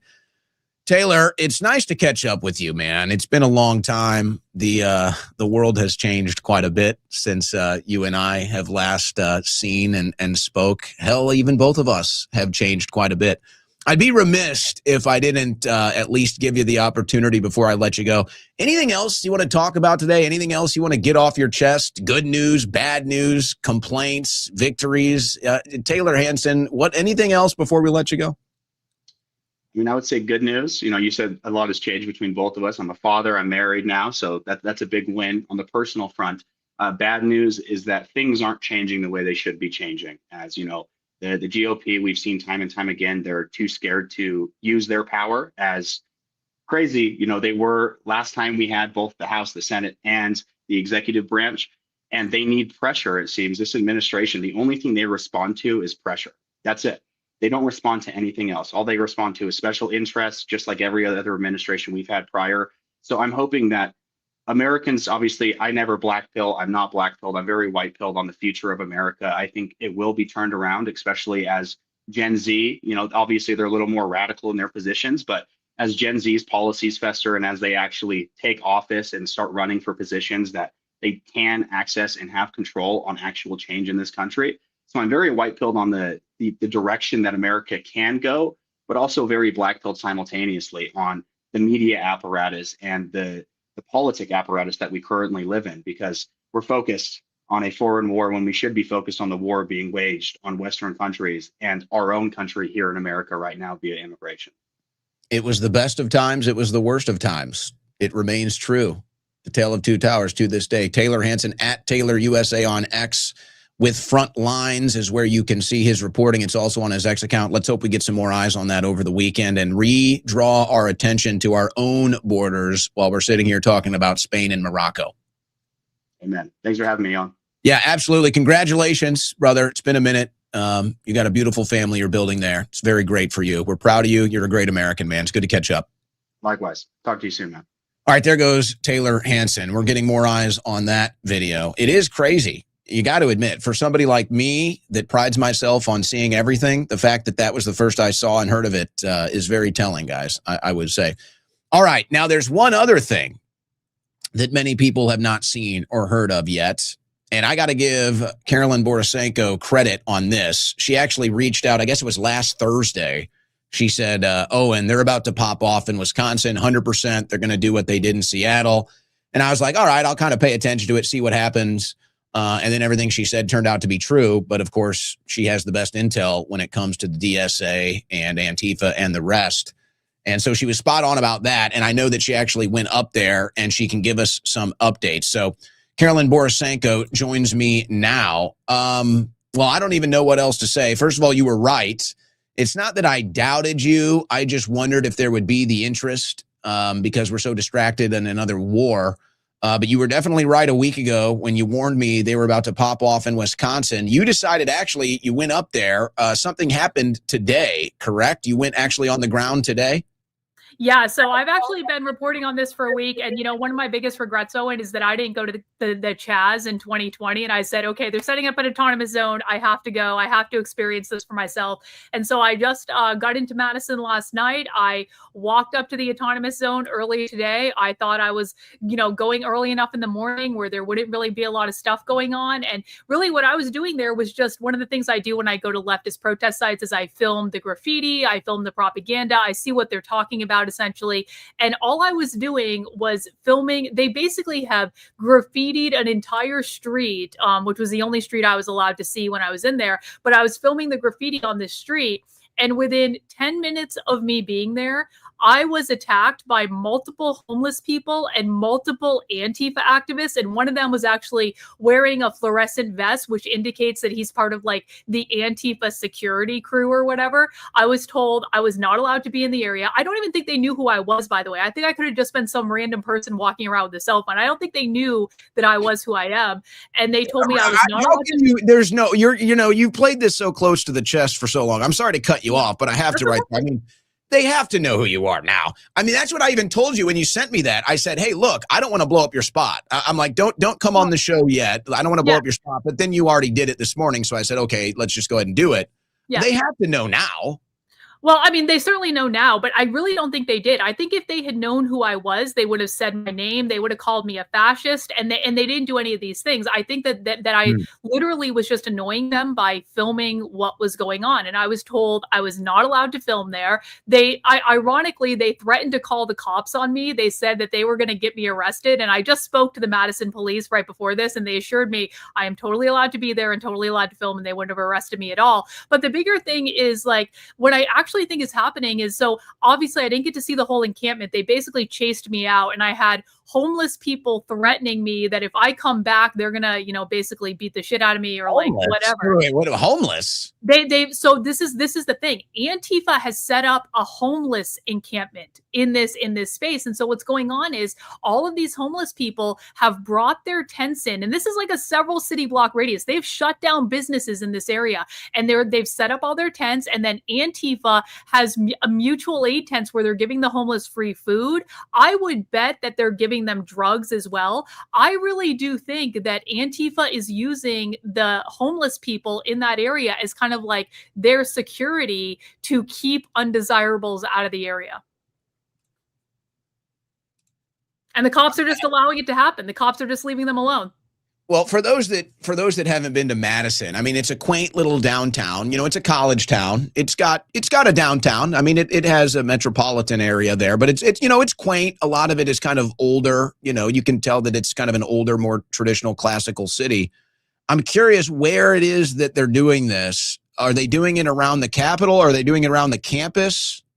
Yeah, so it's about 1.5 miles away from the Capitol. It's at an intersection called Williamson and Baldwin, which I think is a little bit more in like a poorer neighborhood. I'm not exactly sure about the geography of Madison, but what I can tell you is there are actually businesses in the area that have been completely shut down. And I spoke to a bartender at the hotel last night, and he was telling me that one of his favorite bars, I think it's called the Crystal Corner, is located in the encampment zone. And Antifa activists actually went into the bar and told the owner, like, this is no longer business as usual. You're not allowed to operate right now. And the owner said, well, I have rent to pay. I have insurance to pay. It is actually business as usual. But the owner just told the staff, like, basically they have to shut down because they can't operate because it's not it's not safe to go down there. Like there's no way that average people are going to go down to patronize businesses in the area when the homeless people are running around attacking everyone. How much of this do you have on video? I have a little bit of the clips of the homeless people like attacking me and of the Antifa people attacking me and saying I wasn't allowed to film there. I couldn't get much because, I had to turn around and leave. But I will be going back tomorrow, and I am bringing security with me tomorrow. And we're going to see what's happening. And part of this was a little experiment to me to see if the left would just allow me to go and see what's going on. And obviously that is not happening. So I will be returning tomorrow with security. Well, that's what when I asked you the other day, I just wanted to make sure you weren't going in totally solo. And I was like, hey, look, I know some people in Madison. If you want to at least maybe have an extra body or two with you. So well, I'm an Aries woman, Owen. I can't be controlled when I want to do something. So. Yeah, I know. It's pretty obvious. Okay. I'm a little flabbergasted here. Antifa or whoever it is, are they claiming they're Antifa? Is that who they're claiming to be? Okay, so they didn't claim any official association, but just visually, like I could tell that there were at least 3 Antifa people that were like basically when I got there, they have a checkpoint set up and they have like all these piles of pallets and wood, like they've totally blocked off the street. They have boards with nails in them, so cars can't even get through there. Like they're gonna get their tires punctured if they do that. So, and they basically have set up, at least at the intersection that I saw, a checkpoint area where they are looking at who is coming in there and monitoring the situation. And so there were a bunch of homeless people that immediately were like, you're not allowed to be here. This is our private space, like as though, public place is private. By the way, the homeless people are bathing naked in the middle of the street, by the way, just so I'm sure the residents of Madison are really pleased about that. Yeah. And then the Antifa people were also there just kind of like, monitoring the situation. How much of a difference or separation is there between Antifa and the DSA? So the DSA is not directly involved in this. And I know that like the DSA supports it. They're not upset about it. But I know that the DSA is not involved in the organizing of this, but they're kind of like cheering them on and they're being very hands off. And I will say this too. I think Francesca Hong is going to win at least the Democratic nomination for governor. And I think she's going to win the whole thing. And I think I actually bet on that. I will tell you, I was glad I made a bet on it early. And then, Mandela dropped out and my prediction market stock went flying. Nice, bro. But I think that if she wins, this encampment's going to stay there. I just spoke to the police. They told me they're being hands off about it. They're not doing anything about it. They're not going in there. I think the city has given them orders. I've also heard wait a second, because this is where I wanted to go. So let me ask this question so you can actually respond in the correct framework here. So, okay. I wanted to kind of understand. So it's Antifa, DSA, whatever. All right. So you're telling me they're going door to door to businesses, like it's not a shakedown. They're not asking for cash to stay open. They're just saying you don't do business anymore, and the cops are not doing anything? Yeah. Yeah. 100%. Yeah, that is absolutely happening. Yeah. And I've heard from other sources on the ground, because I know a couple people who've been undercover in the area for a minute. They've said that they talk to city officials that are coordinating with the leaders that are running the encampment, and that the city is completely supporting them, allowing them to do it. They are providing them with some of the barricades. They're providing them with porta potties. Like, the taxpayers in Madison are funding this whole thing. They got barricades and porta potties? Oh yeah. Oh yeah. The city brought in these salt trucks to barricade off several of the streets. Oh my gosh. Well, yeah, I guess they don't need the salt trucks. It's summer. What about the local patrons? Because, Madison has a little, it's kind of like I said, it's kind of a classic downtown. There's still a lot of people that live there in some of those old complexes, some of those old apartments, old condos. Are they commenting on any? Do they like it? So I've only talked to a few local residents, and they were definitely, like, some were more moderate Democrats, some were like a little bit more leftist than that, but they seemed completely in favor of it. And actually, it was funny that I got attacked today, because I was told last night, the guy was like, you don't have anything to worry about. This is a peaceful area. They're not doing anything wrong. We're just going to leave them alone. And so I don't think that a lot of the residents see a problem with this. And I also think they're kind of like just not going down there and looking at what's actually happening. So it's kind of like your average leftist run city. Well, my guess is most of them don't even know what happened at the Chaz Chop. I don't remember if it started as Chop or Chaz, or what, they went through that phase where they transitioned. It's very, very on, it's really on brand for them to transition from Chaz to Chop.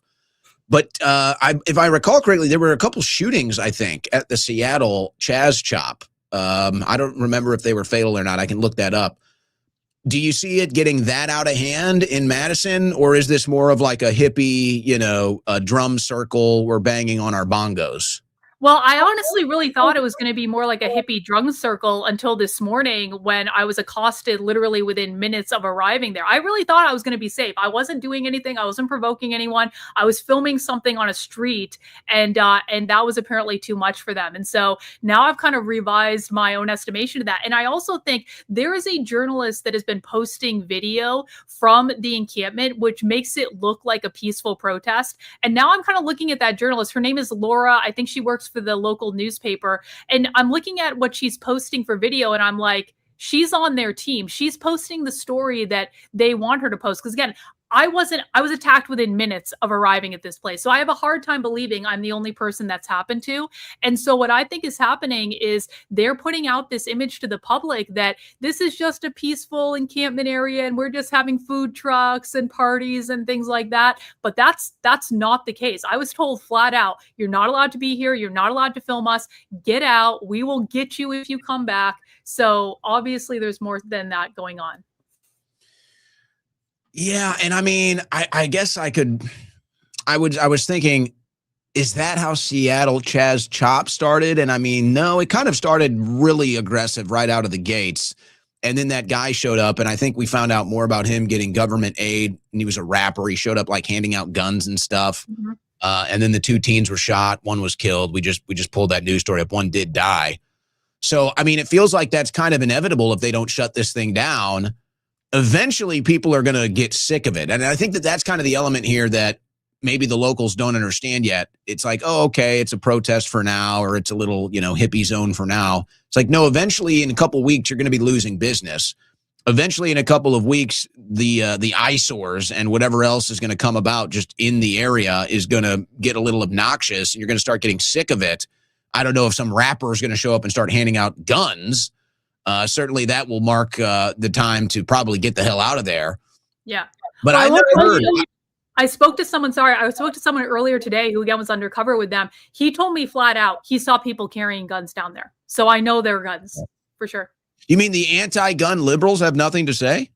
Well, I mean, liberals and Antifa are not the same thing. And actually, I've seen a lot of propaganda come out from. I was talking about the liberals. Oh, well, I'm sure. I mean, the liberals don't even know. The liberals are so clueless about everything that's going on. But no, Antifa is actively training with guns. I see it all the time on their social media. This same group that's in Madison? Not the same group. I mean, not the Madison one specifically, but they like I've seen the far left talking about guns much more openly this year than I have in the 5 years I've been covering them. Do they know what they're doing there? I bet most people listening to this don't even know what this is about. I bet they don't even know why there is this protest happening. Do they know what they're doing in Madison? Yo, yeah, they have demands. They want the cop that shot. There's actually wanted posters of the cop that are taped up on like telephone poles and stuff like that. They want him arrested. They want him prosecuted for murder. And there's a specific thing in Madison. I guess there's a civilian review board that oversees the police. They want the investigation handled explicitly by the civilian review board, and so they haven't been happy with they feel like the police are basically getting in the way of the civilians handling it.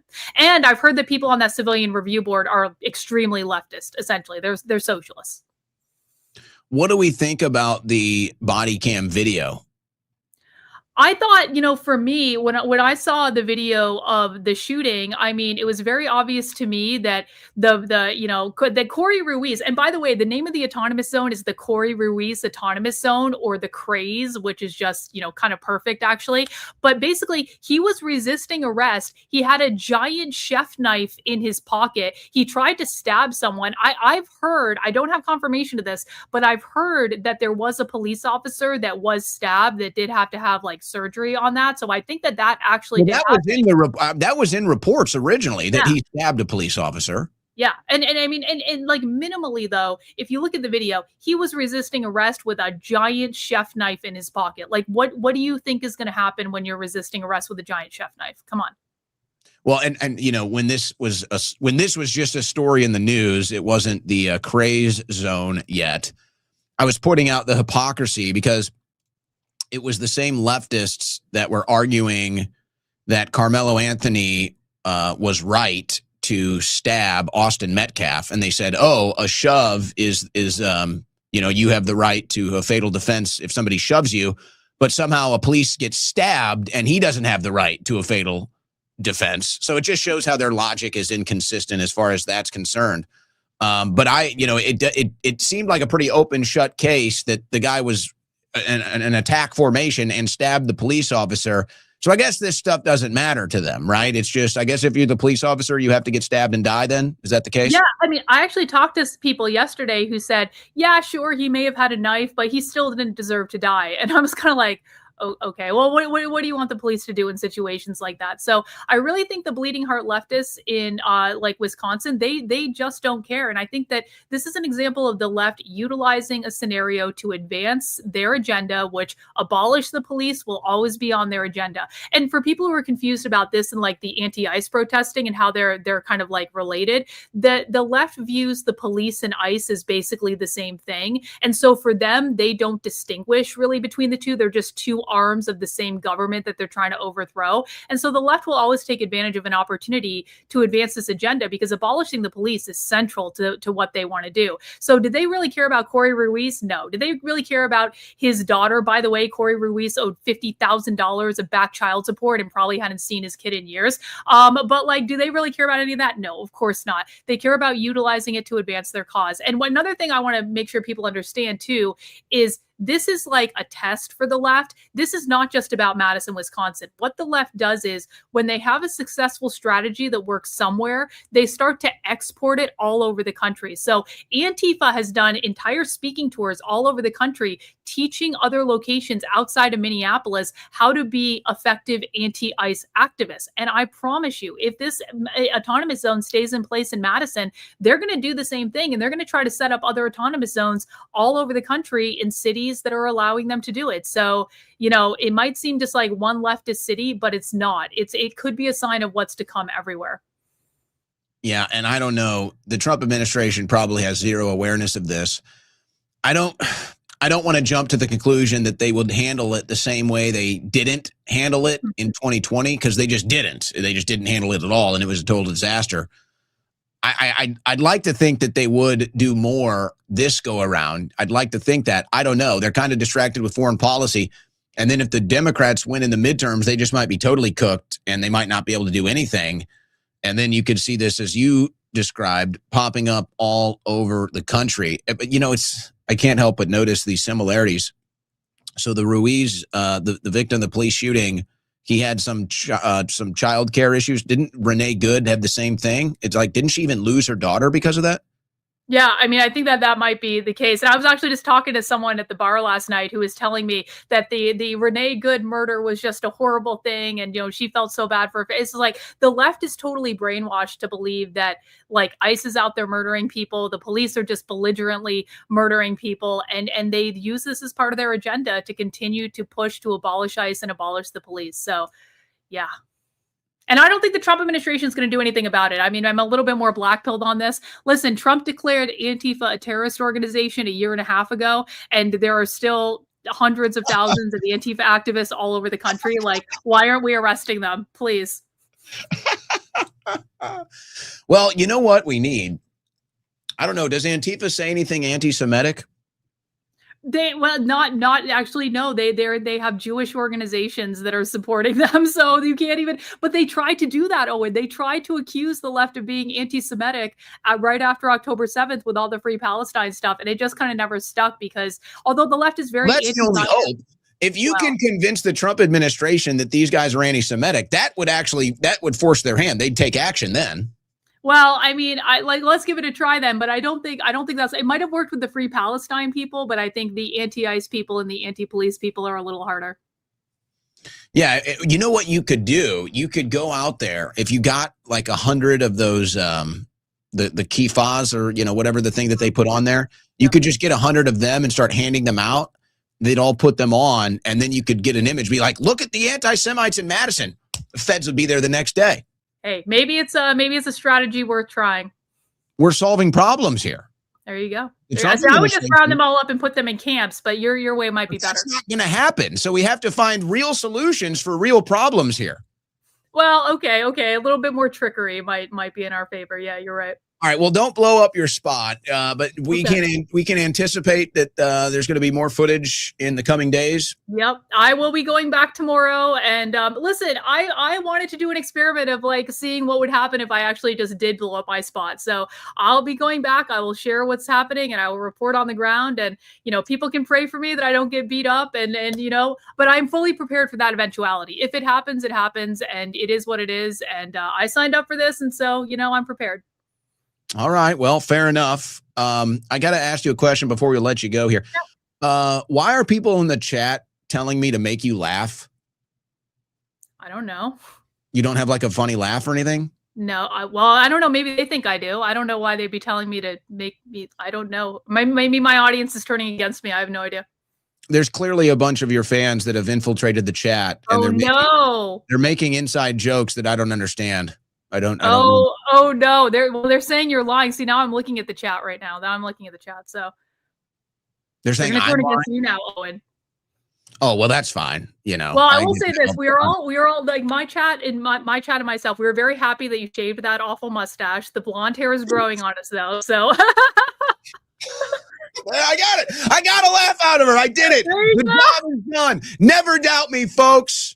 You asked, I delivered. That's what we do here. All right.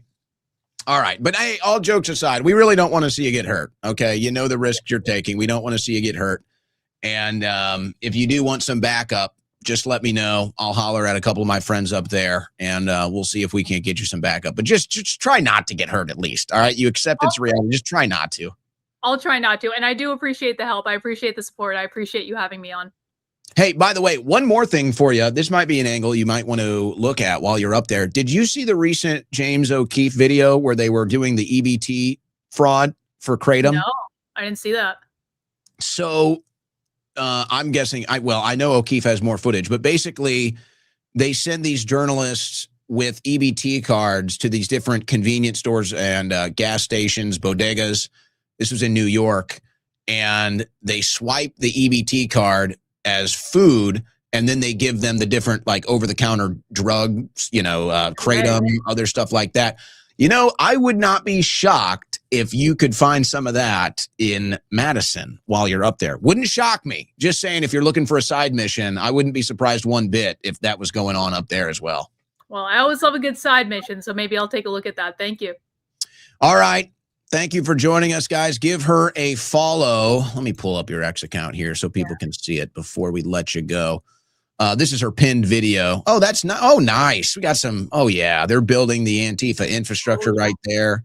You got some tarp tents. They got the pallets too. Oh, that's great. Oh, looks like they got is that a Winnebago they got too?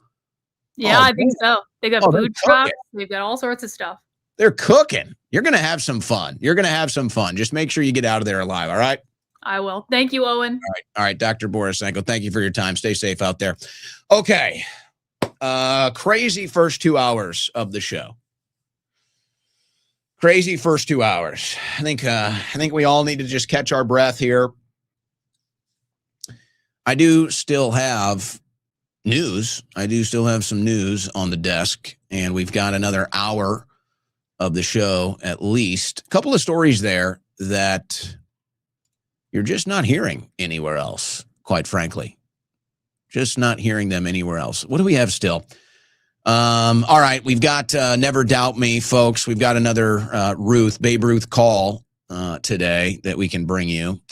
A cyber attack in Minnesota. What was that about? We'll get to that. Democrats. Oh, my gosh, guys. Oh, my gosh. I can't believe how Donald Trump has set these Democrats up for total victory in the midterms. It's mind-boggling. But that's what he's done. And so now the Democrats have three things that they get to run on in the midterms that are going to crush.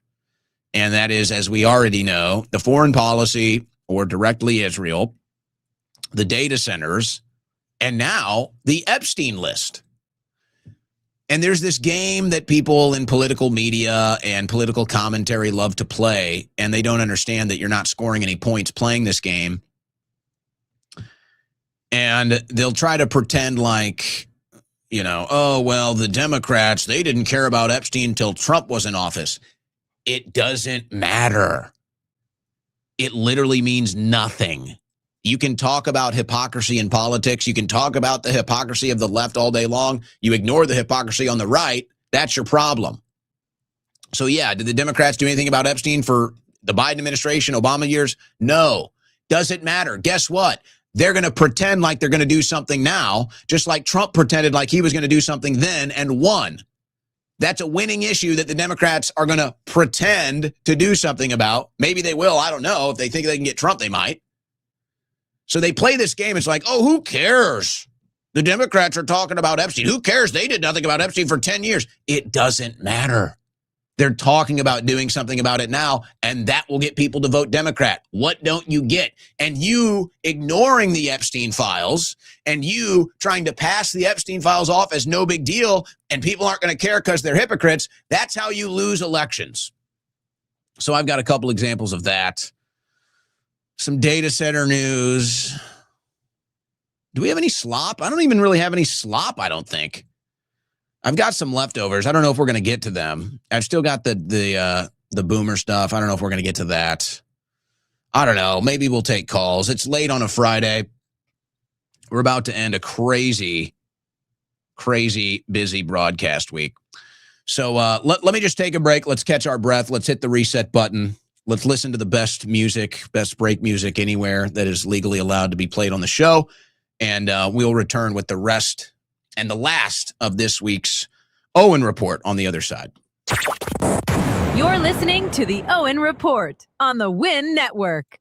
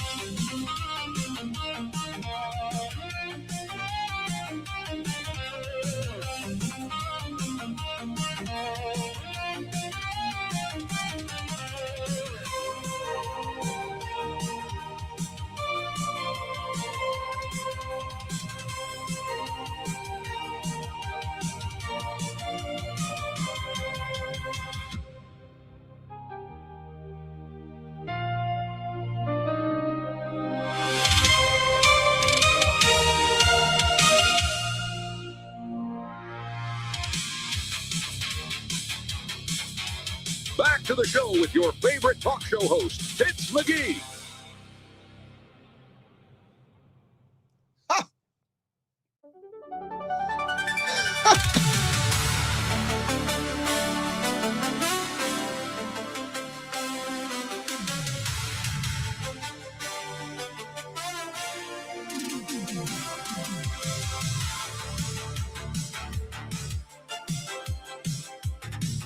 All right.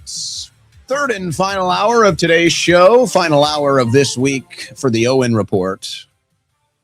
I have a feeling we may need to do some bonus content this weekend because there's no way I'm going to get to everything I got on the desk. So, we had some bonus content a couple weekends ago. We may do it again. We may do it again. Yes, that's what we're talking about. And, normally I like to take calls on Friday, but I don't think we're going to have time today. Hey, let me tell you about something here before we get into the rest of the news. Let me get this pulled up. We do have some new merchandise at the store. I am wearing the new shirt today from owenschroyer.store. We have the Disobey that is our own little sub brand, if you will, Disobey. So we have the Disobey propaganda shirt. The one I have on the screen is the one I'm wearing. We also have this white one. I will tell you, here's the white one. I also got, we have some other colors there at the site. I think red, blue, and some others, whatever the normal color scheme is. But I'm thinking about after this weekend, just having black and white, and that's it. Because I got the red one and the blue one, and I don't know, it just doesn't look as good as the dark gray or black and white. So I think I may pull those down from the site. And I think, I think there might be some major changes to the store. And I know I talk about this a lot, but I think after this summer, we're going to make a major overhaul of how we do merchandise or apparel. So I won't get too much into that now. But I think we may do an overhaul. So we may do a brief time where we just put everything back on the store. And then before we get rid of all of it and kind of do a revamp of how we handle merchandise and apparel. But this is the new shirt. I'm very fond of this one. We did a good job. Big ups to DMT helping get this one in. And get your Disobey propaganda shirt right now at owenschroyer.store. Okay. Let's try to get to the rest of the news.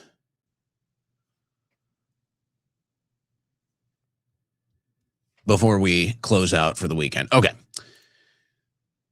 So this broke this morning. Minnesota cyber attack has hallmarks of Iran-backed hackers. Source says U.S. and state officials haven't publicly identified a culprit. The state's water systems were attacked days after the U.S. warned that Iran-backed hackers were targeting infrastructure. Who's known for targeting water? Who is known for targeting water sources? Who would that be? Well, I don't know. Nobody knows. But I saw this morning for the first time. It broke last night. I saw this morning and I said, oh yeah, here we go. Here comes the BS.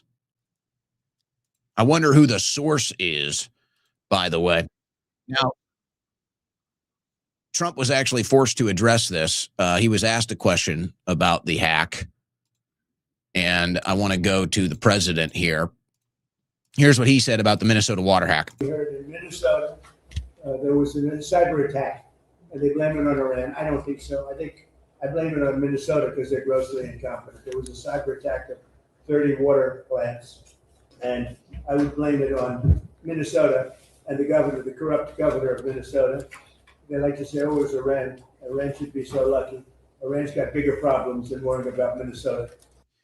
You know what? I just noticed this, guys. I want to see if I can get a better look when he turns this page.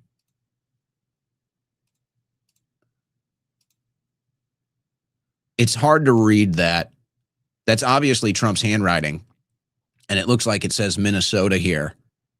You know what I think happened here, guys? You can see this is his printed report. Somebody brought him this printed report right here.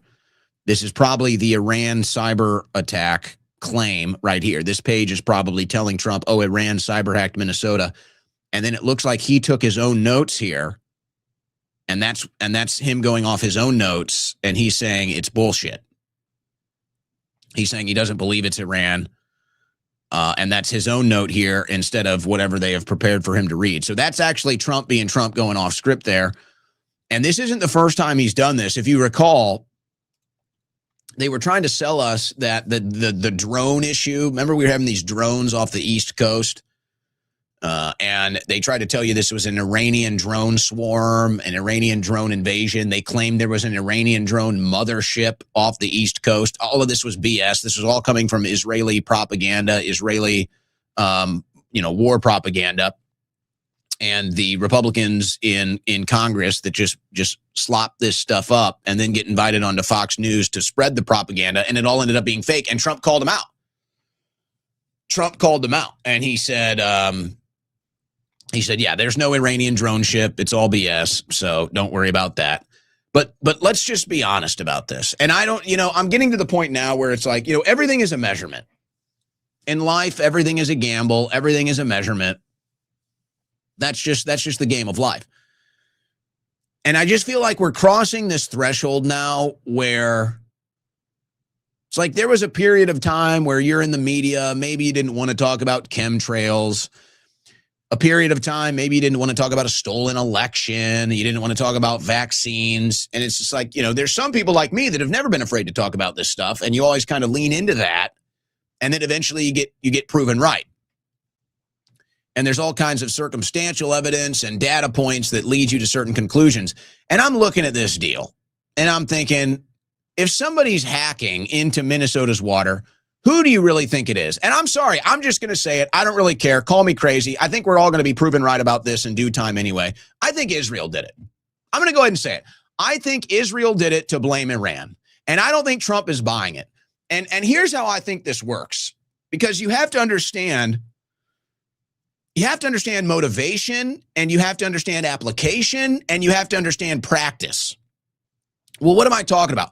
There's really only one military in the world right now that has a group of people that sit on computers all day and just fuck with the rest of the planet. And that's the IDF. And that's what they do. This isn't a secret, by the way. You can go look. They have videos. They promote this. They literally have their cyber teams. They're cyber hackers. They have a bunch of these people. They sit on computers all day and they just hack shit and fuck with the world. That's all they do.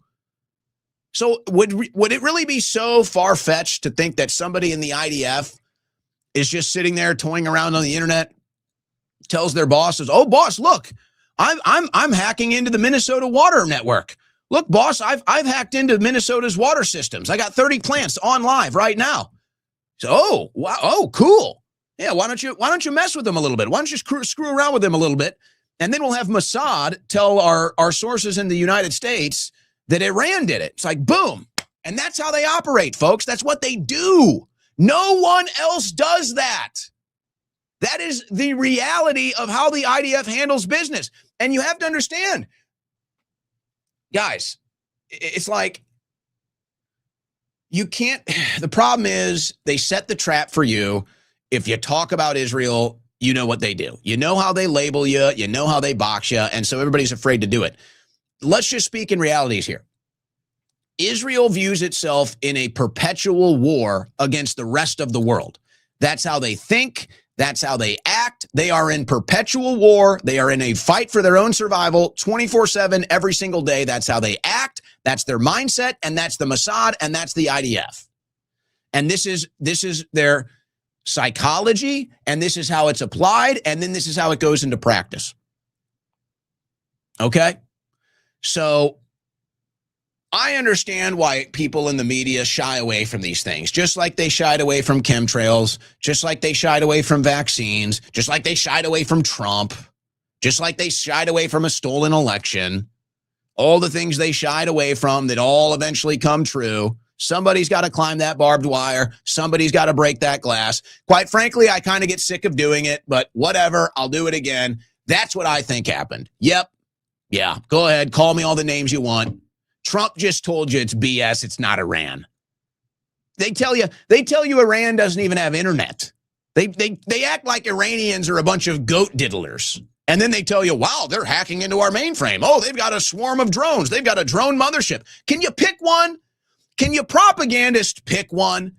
Is Iran so advanced that they can hack our infrastructure and have a drone mothership? Or is Iran a bunch of mountain men, goat diddlers in the Middle East? Which one is it, guys? You're trying to sell us both of these lies at the same time. So I'm just done. I'm done playing their games. I'm done with their fear mongering. I'm done with their bullying. And this whole situation in Spain is the breaking point, guys. It's the breaking point. They're all trying to ignore the Israel angle, and many people can't anymore. This is the breaking point. It's time to stop the fear of being called a hater, being called an anti-Semite, being lumped into these different woke terminologies. Screw these people. Screw them. You know what it is too, by the way? This is kind of the reason why this is all working in my head, all these different gears. Guys, I am telling you, we are winning so bigly that it's like you don't even understand. Now, obviously, we're not winning politically. Obviously, we're not winning through the political system. We're not winning in D.C. We're not winning with Trump. We're not winning with policy. We're getting crushed on all things political. I'm telling you, with the people, with the actual American people, the salt of the earth, we are dominating. We are kicking ass. Trust me.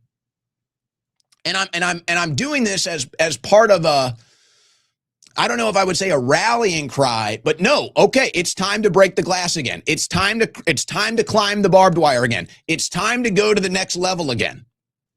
And I don't have time or patience or the concern to deal with these Johnny-come-lately, sunshine patriot, MAGA cucks that are 10 levels behind us. You know what I'm saying? And they're sitting here telling you, Democrats this, Democrats that, left, right, this. And you're like, bro, listen, you're 10 levels behind us, okay? So let me know when you get caught up. So if you want to go shout into the abyss about the 10 levels that we've already climbed and beaten and we're just transcending now, then just go ahead and you handle your business. You figure out how to beat these levels. We're 10 levels above you. I can't wait for you anymore.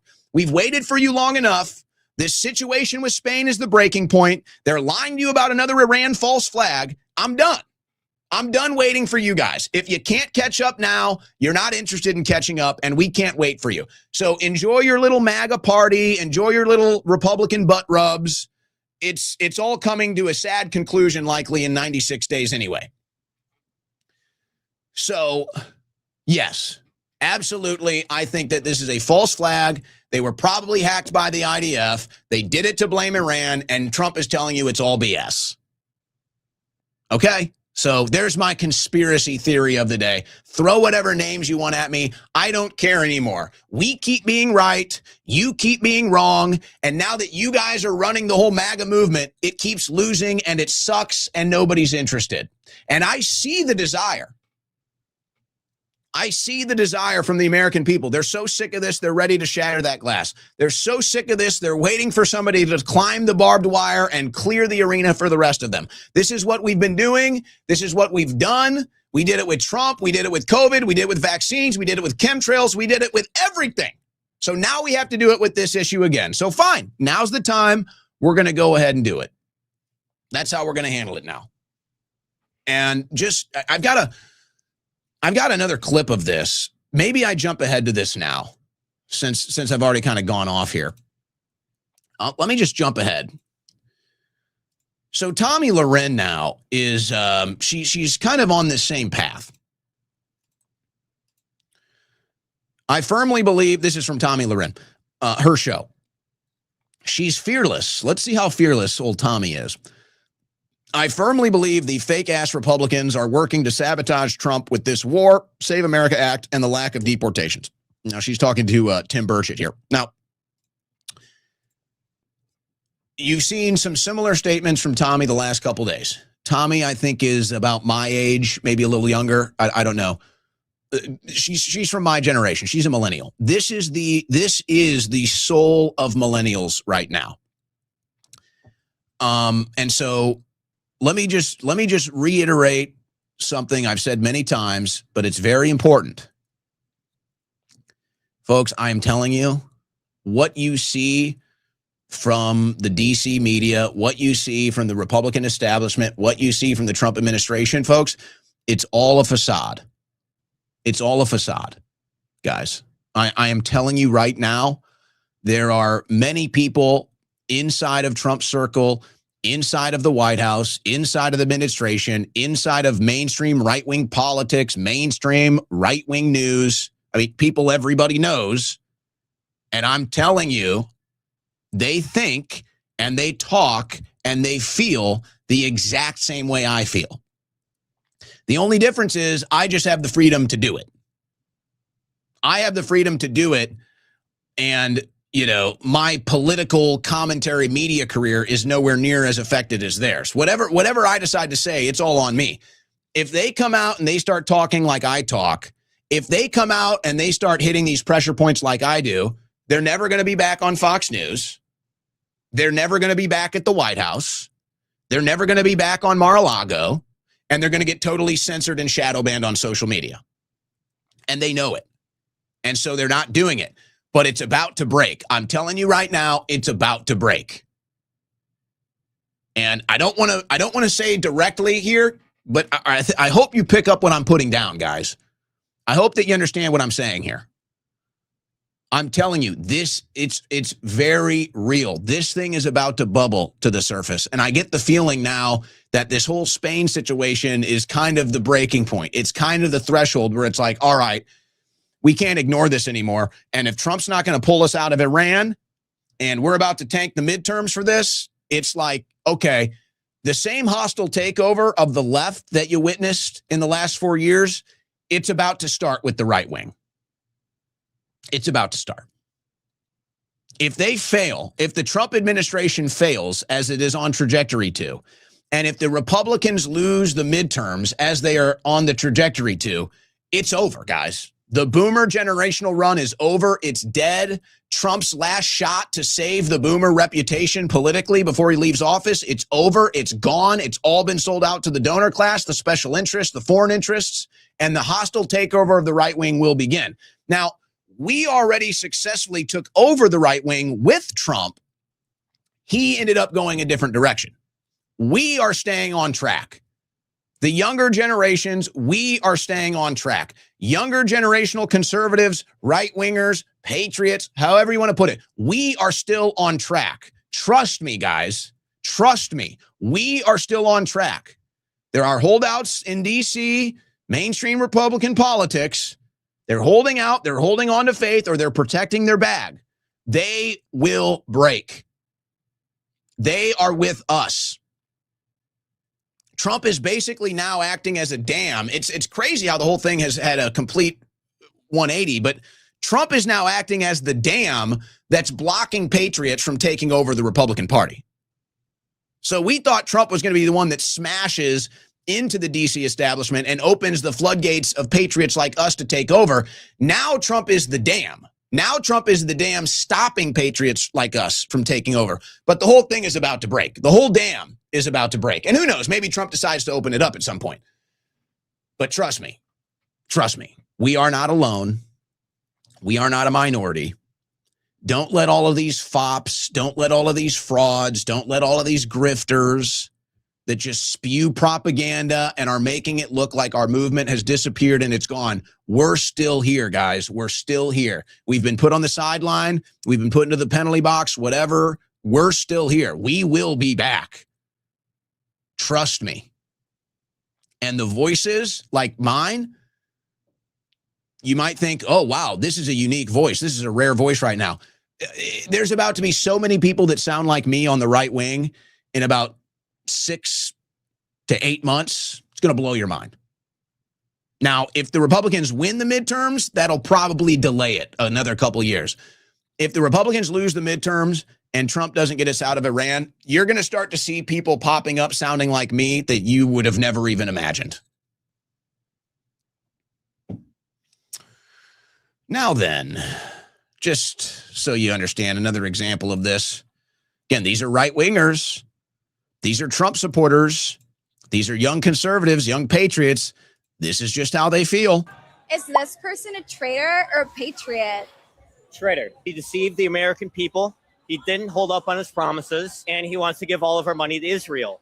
It's not American. That's not America first. It's not what I voted for. I don't believe in it. He's a traitor. He didn't follow up on his promises. He sucks.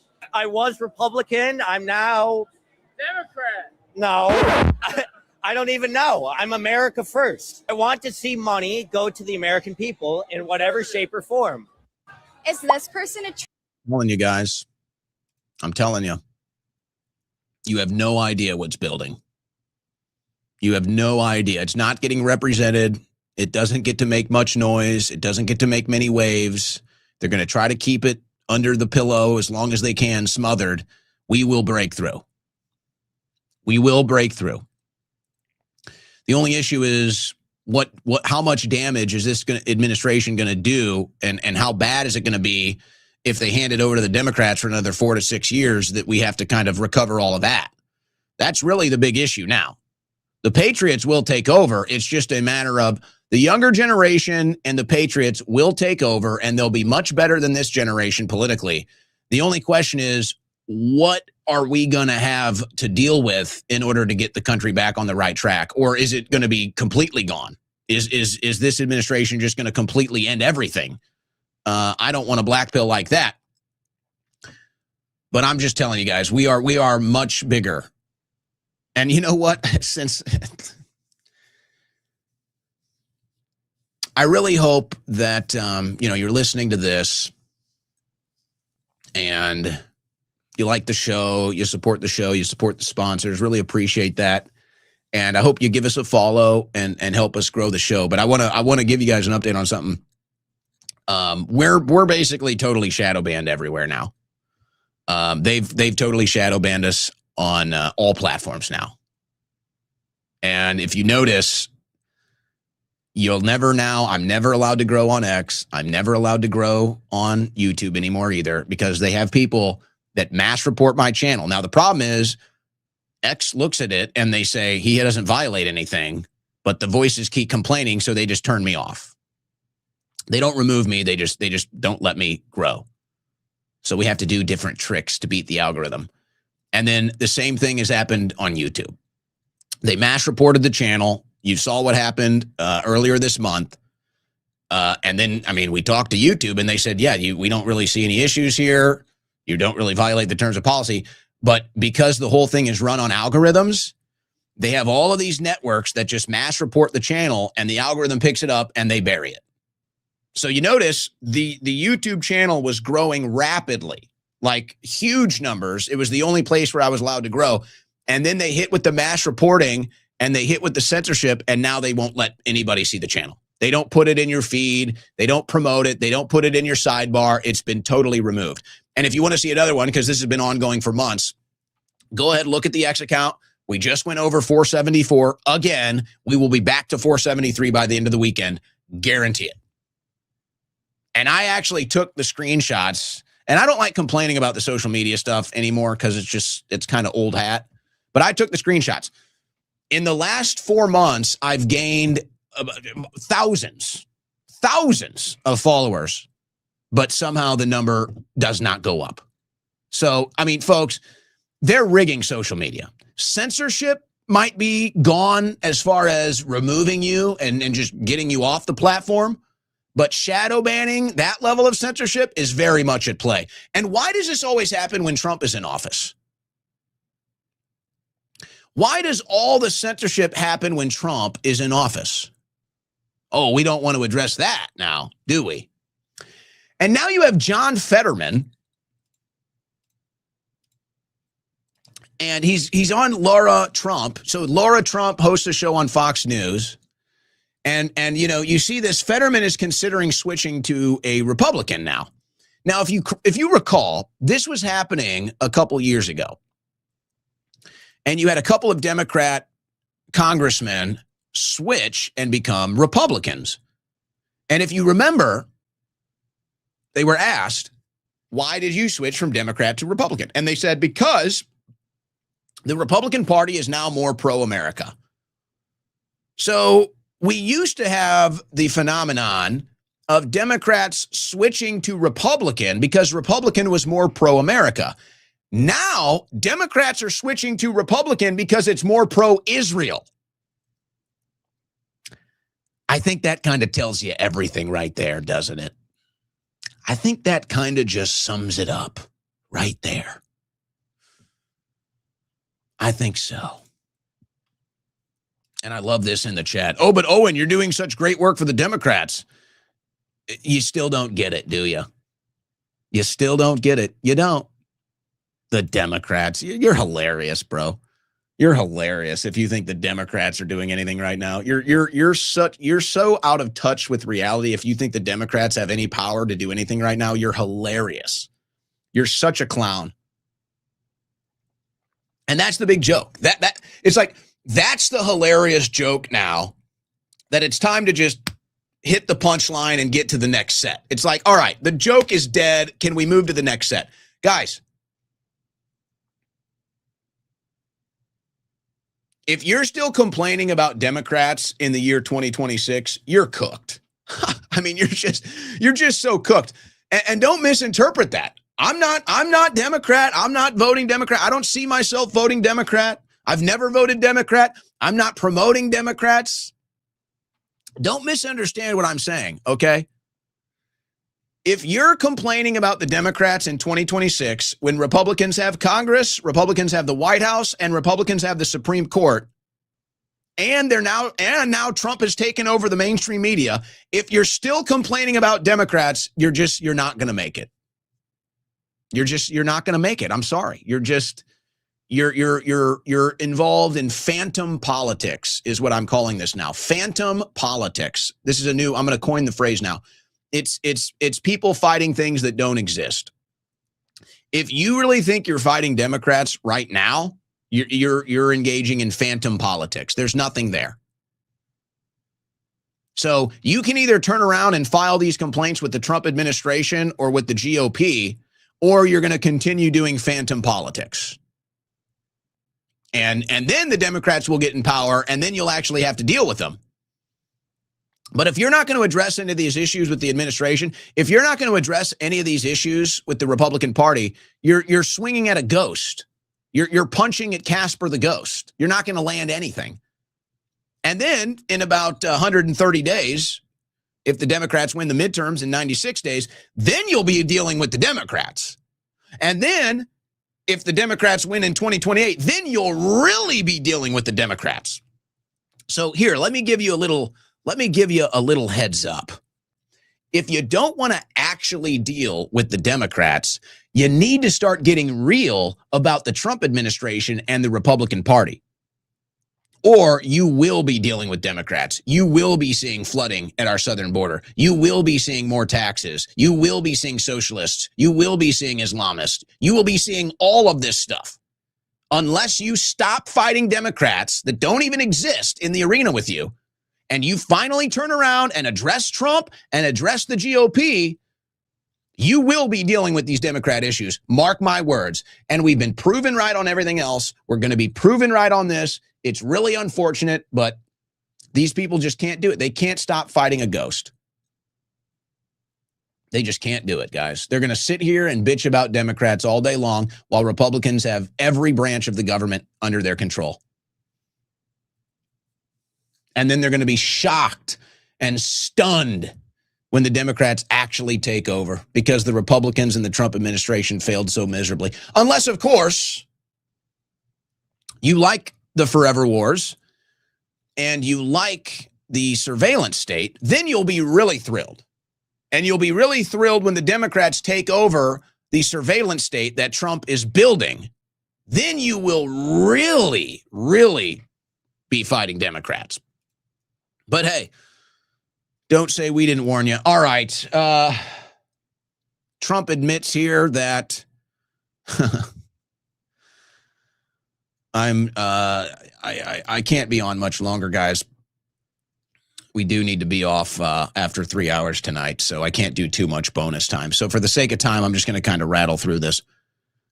But Trump basically admits that Marco Rubio's job is to protect Netanyahu, and his job is to destroy the International Criminal Court, and he's doing it all for Netanyahu. He said that point blank. So it's another one of those things where Trump says it out loud, but if you say it, you're called an anti-Semite. So it's like Trump says, Marian Adelson, my top donor, cares more about Israel than America.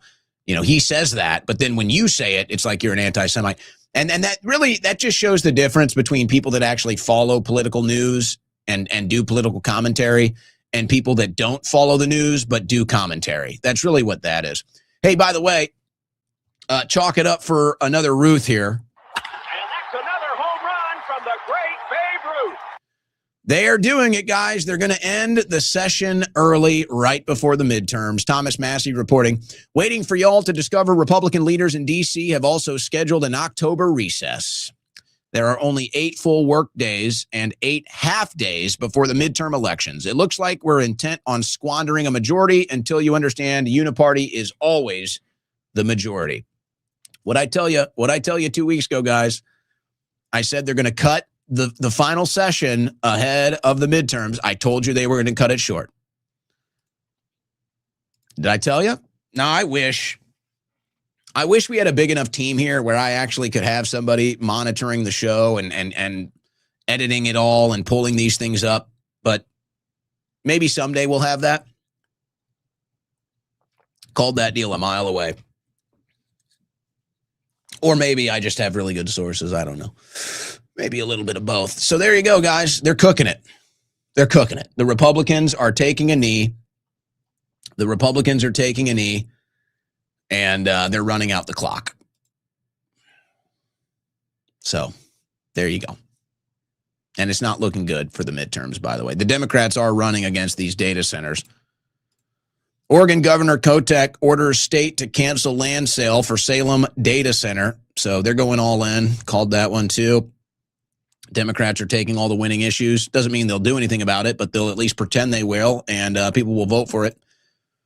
Now, the data center, they're saying, well, we're just going to do it anyway. Prospective developer named for Oregon data center petition drive looks to put project to a public vote. So he's saying, well, we just want to do it anyway. And the governor's saying, well, we'll put it to a vote. So that's going to be a struggle between the Democrats and building that data center in Oregon. We'll see who wins. Don't be surprised if Trump weighs into that as well. And so the Democrats are running on the successful issue of we don't want data centers. So the Republicans are just handing them that. And it's even worse. The Republicans are promoting the data center. So they're taking a losing issue and they're owning it. Oh my gosh. You know, guys, I'm like, man, let me just get a little sloppy here. We're about to sign off for the week anyway. Just get a little sloppy. You know, the stock market is dead right now. You know, I said a couple months ago, I'm done with the stock market for a while. I suggested you do the same. If you want to have a couple things you hold because you think it might be big in 10, 20 years, whatever, that's cool. But as far as swing trading, day trading, thinking you're going to get, 1-2% every day in the market, those days have sailed. So unless you get the insider information, it's just not happening for you. And they've cut all that off, and it's behind a paywall now, and you have to pay Trump $100,000 if you want it. So you got that for free in the first year, but now only their rich friends get access to that. So I've moved into prediction markets now, which they're dealing with some legal issues in New York City. I won't cover that today. I'm in the name of freedom. I'm rooting for the prediction markets, but New York Democrats are actually trying to shut them down. But I'm like dying here, man. I'm like dying because, all right, the football season is over. Then you had March Madness, and then you had the hockey playoffs, the basketball playoffs, you had the World Cup, and I was loving it, man. I was loving the prediction markets. There's nothing now. There's nothing. So I like the climate prediction markets. That's how sad it's getting over here in the degen gambling world. We're in the climate prediction markets. You know what this is like for Republicans? I'm about to make the point here, guys. You know what this is like? This is like if I go into the prediction market right now and say, what's the temperature in Austin? Probably 100. So the temperature in Austin is 100 degrees right now. This is like if I go into the prediction market and I make a bet that the temperature in Austin today is going to be under 100. It's already at 100. I just placed a losing bet. That's Republicans running with data centers. You're literally making a losing bet. It's already lost. Why would I go bet that the temperature in Austin is going to be under 100 degrees when it's already over 100 degrees? That'd be a losing bet. Democrats campaigning against data centers, that's a winning bet. Republicans campaigning for data centers, that is a losing bet. And the numbers are already in. I told you I'd get to a point. See, that's how you weave. That's how you weave the slop into the story. Now, here's the other one the Democrats are going to win on. They're running against the Epstein files. And I don't want to hear it. Oh, the Democrats didn't do anything about Epstein. The Democrats aren't going to be serious about Epstein. You don't get it, do you? You don't. It doesn't matter. It doesn't matter what they have done or haven't done, will do or won't do. They're campaigning against the Epstein files. That is a winning campaign message. The Republicans are telling you it's a hoax. That is a losing campaign message. It's like, again, who are all these conservatives? Oh, we need to keep the Democrats out of power. Well, then why are you letting Republicans run on losing issues? It's kind of a late crash out today. It's got a late crash out brought to you by crashout.energy today. So here's the Democrats now. They're going to run against the Epstein class. So they tried to hit Mom Donnie with the you're an anti-Semite because you didn't put this Jewish judge on the bench. This is incredible. Listen to this response. There are no longer any Jewish people on your committee to appoint judges. You didn't apparently appoint any of the 18 who were Jewish, and some Jewish legal groups are asking you to address that, to reverse that. Is this a concern? Was it an oversight? And if nothing else, does this present an appearance problem for you at a time when some Jewish New Yorkers are feeling suspicious about your views? So in my 6 months of being the mayor, I've had the privilege of appointing a dozen qualified judges from a range of backgrounds, including Jewish judges. And I want to be clear that any suggestion that the composition of the advisory committee was motivated by religion is false.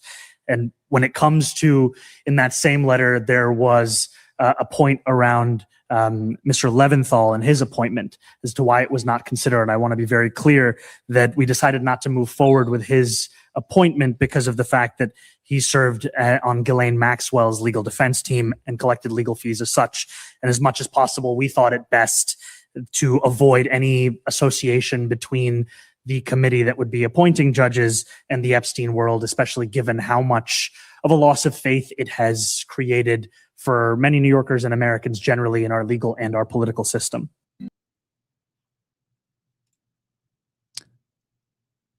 Democrats are now separating themselves from the Epstein class while Trump is surrounding himself with them and ingratiating himself with them. What are we doing here? What are we doing here? Now, here's a Democrat running in Florida. He was on Fox News last night, and it went like this. What is the number that is fine with you? Is there a benchmark? Is it fine? How many children can be raped and it's fine if you're in relation to the immigration community? If we're going to talk about children being raped, then we need to hold this pedophile president, Donald Trump, accountable, and all those that have been implicated by the Epstein files that the Department of Justice is still not leaking. They've sent AIPAC after Thomas Massie for having the temerity to hold accountable the pedophiles that are in control of our government. Thank you. We appreciate your time. He didn't stop there. He went to X. Said, I'm running for Congress to take on Donald Trump and the entire Epstein class. And he's fundraising off that. Again, guys, I'm not telling you to trust Democrats. I'm not telling you to vote for Democrats. This is neutral political commentary, and you need to accept it as such. That's a winning message. Sorry, that's a winning message. Trump is now the Epstein class president And the Epstein protector, that's how he's viewed by the American people. Save your shrieking, right wingers. Save your MAGA. Save your save it and accept the reality here. That's a winning message. I don't care. You can disagree with it. You can say it's not true. It doesn't matter. It will work. It will win. And the longer you guys deny this, the longer you guys try to put off this reality, the worse it's going to get. You didn't listen to us a year ago, and you don't want to listen to us now. And you watch. These radical Democrats will win because they're running on the winning issues. They're running against the data centers. They're running against the Epstein file class. They're running against the foreign policy. And guess what? Trump's economy sucks. All of these things add up to Democrats winning in the midterms. And these, I don't even know what it is with you guys in MAGA that you got. It's like, again, I just use the analogy that you just stole somebody's title belt. You just stole somebody's championship trophy, and you're running around doing never-ending championship parades. You didn't win anything. You didn't win anything. You haven't won anything. And you're doing all these championship parades with a trophy that you didn't even earn. And so you're about to lose everything. And you're going to sit here and point the finger at everybody else and play this blame game and ignore the reality of the world around you.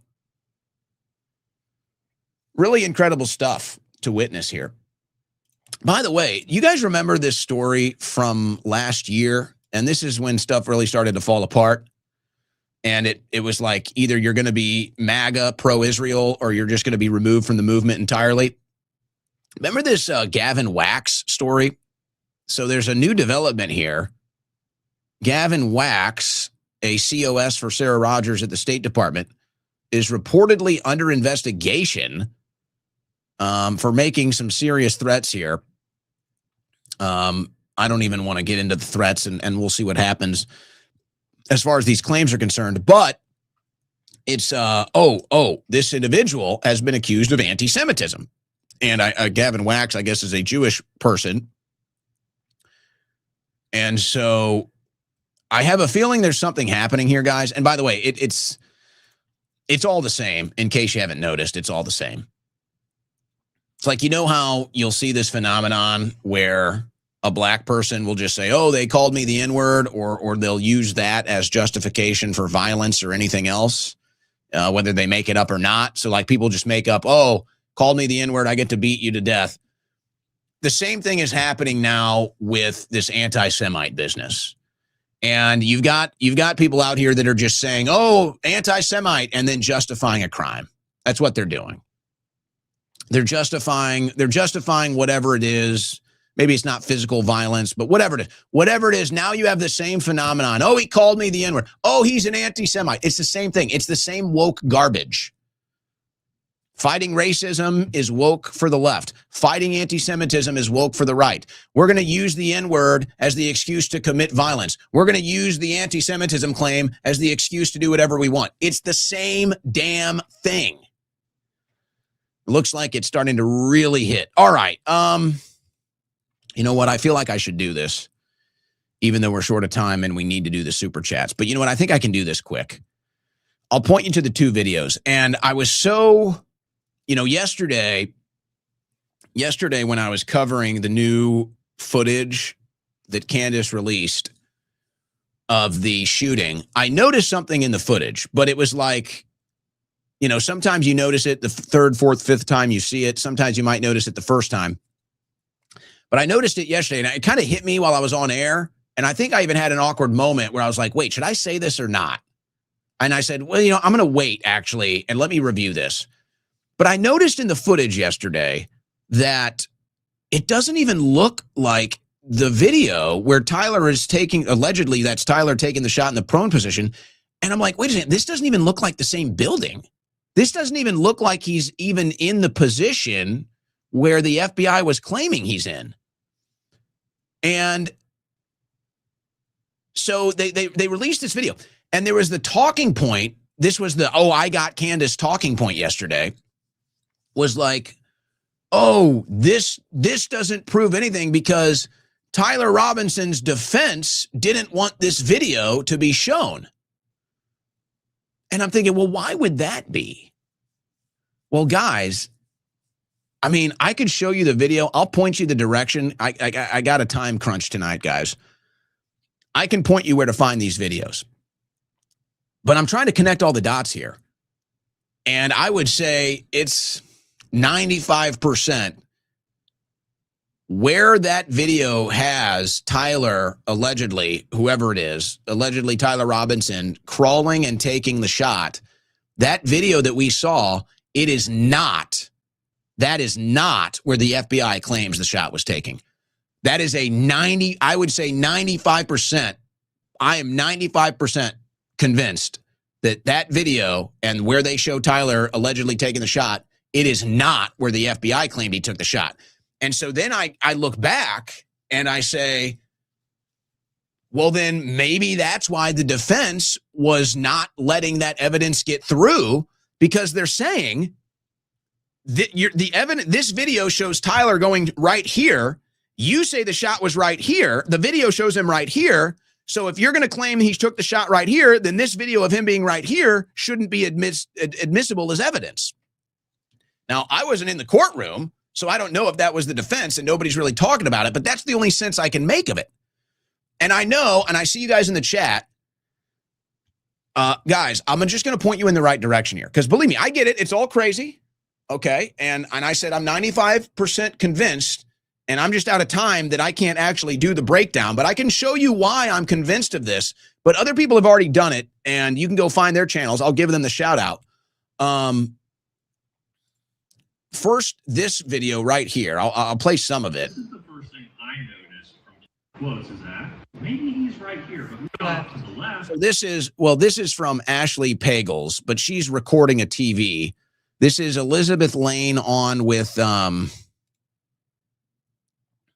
think this guy's name is Valhalla something, like Valhalla Truth or something. Valhalla like YT or something.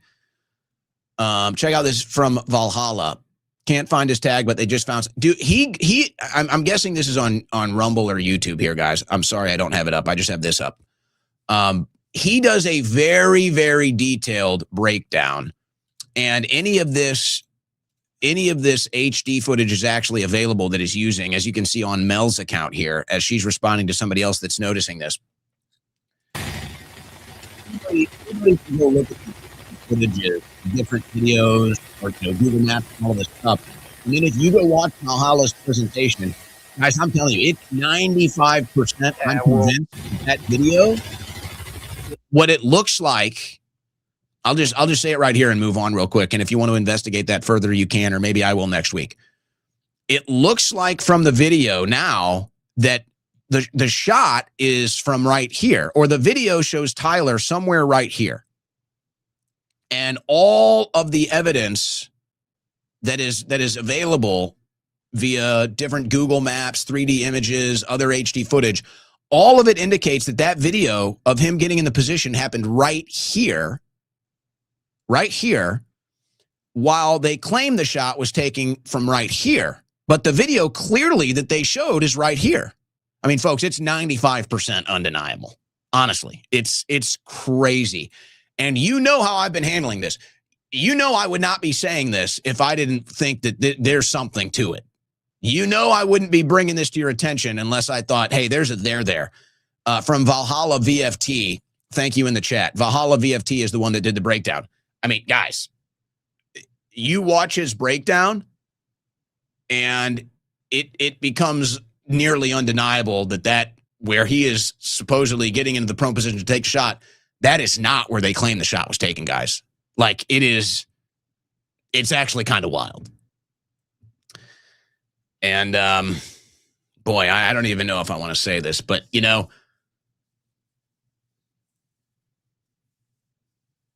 I look at the confidence.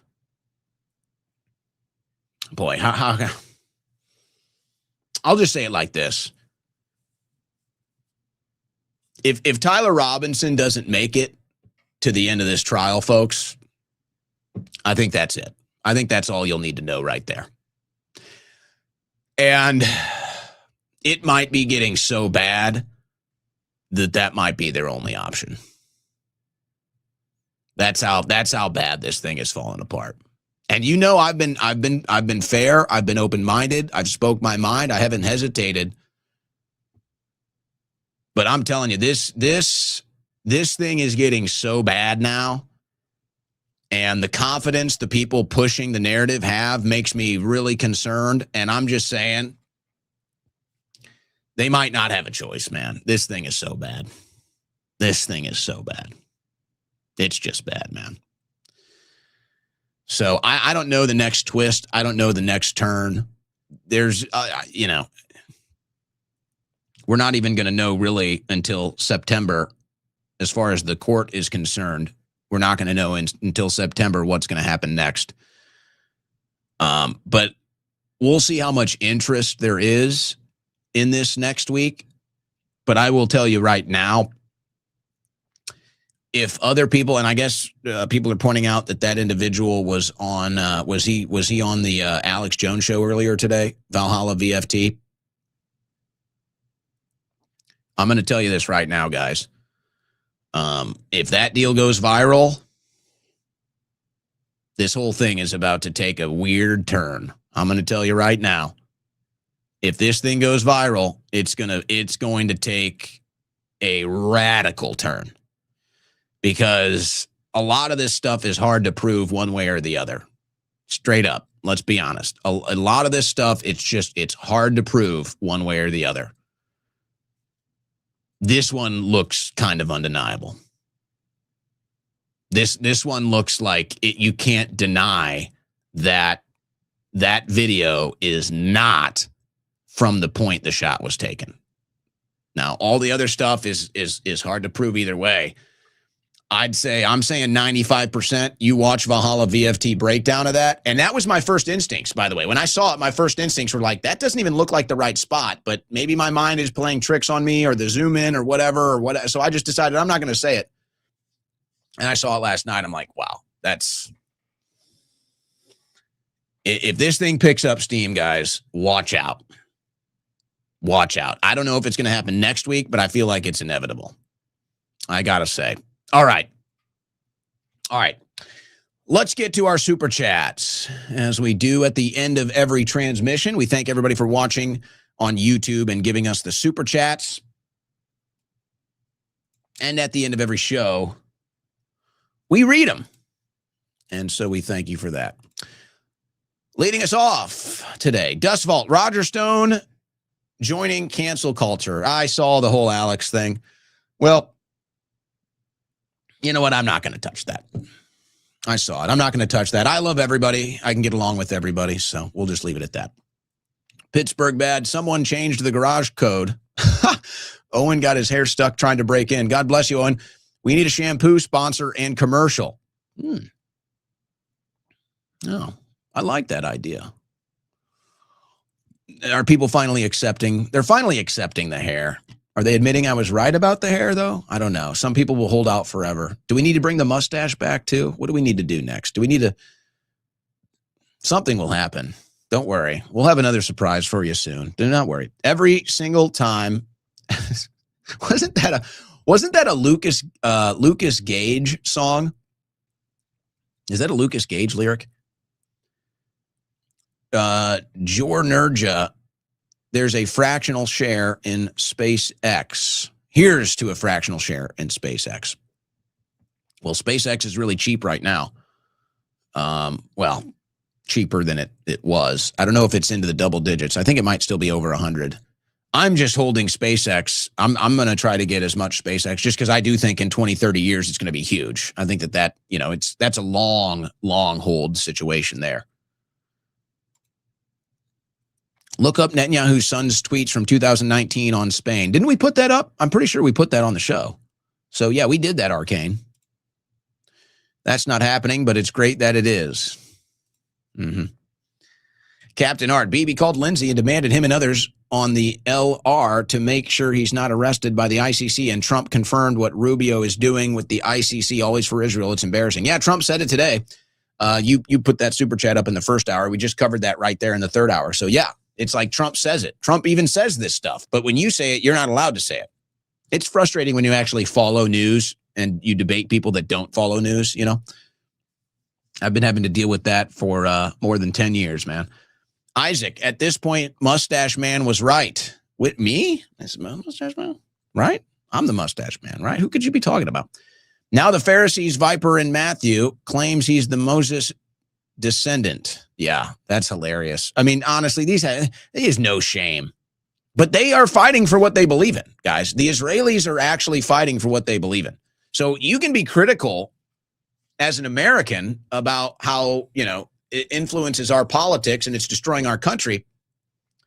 But I mean, you know, these people actually care about their country. If America had leaders that care about their country like Israel's leaders care about Israel, we would never have open borders. We wouldn't be spending $5 trillion on a bunch of wars. We'd be living in a paradise. If our leaders loved and treated our country like Israel's leaders treat theirs, we would actually be living in a paradise. That's the problem. But because Israel's leaders always put Israel first and second and third and fourth and fifth and sixth and everything down the line, that means that they're going to leverage everything they possibly can on the planet Earth for their country. And that's why they leverage our government. That's why they leverage our military, because they can, and they do. I like Rex, but old boss should rename it to InfoCuck. Oh, boy. Well, they can't use that name anymore anyway, can they? Patriot guy, Larry Loomer should sue his plastic surgeon. That is a train wreck. No wonder she's running propaganda for the deep state. That's an incredible development right there, isn't it? I mean, wow. You know, I was actually having a conversation with producer DMT about this earlier, and we were kind of being facetious. But it was like, yeah. It was like, because we're so pure and because we don't sell out, it's like, yeah, you're never going to get to a certain point in political media when you don't sell out. And we were being like, it was kind of like a facetious, like, oh, it's like, well, we could be like Loomer, and we never would. But that's the irony. It's like, yeah, in order to really get that access, you have to sell out. You do. Oh, yeah. Let's find out if Laura is going to disclose any FARA documents, any payments. She's going over there to a Muslim drone factory or whatever. It's like, let's just see how much her politics is worth. I'm not for sale, never will be for sale.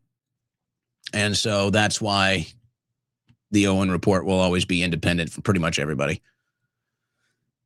It's World War III. We don't need MSN to tell us water is wet.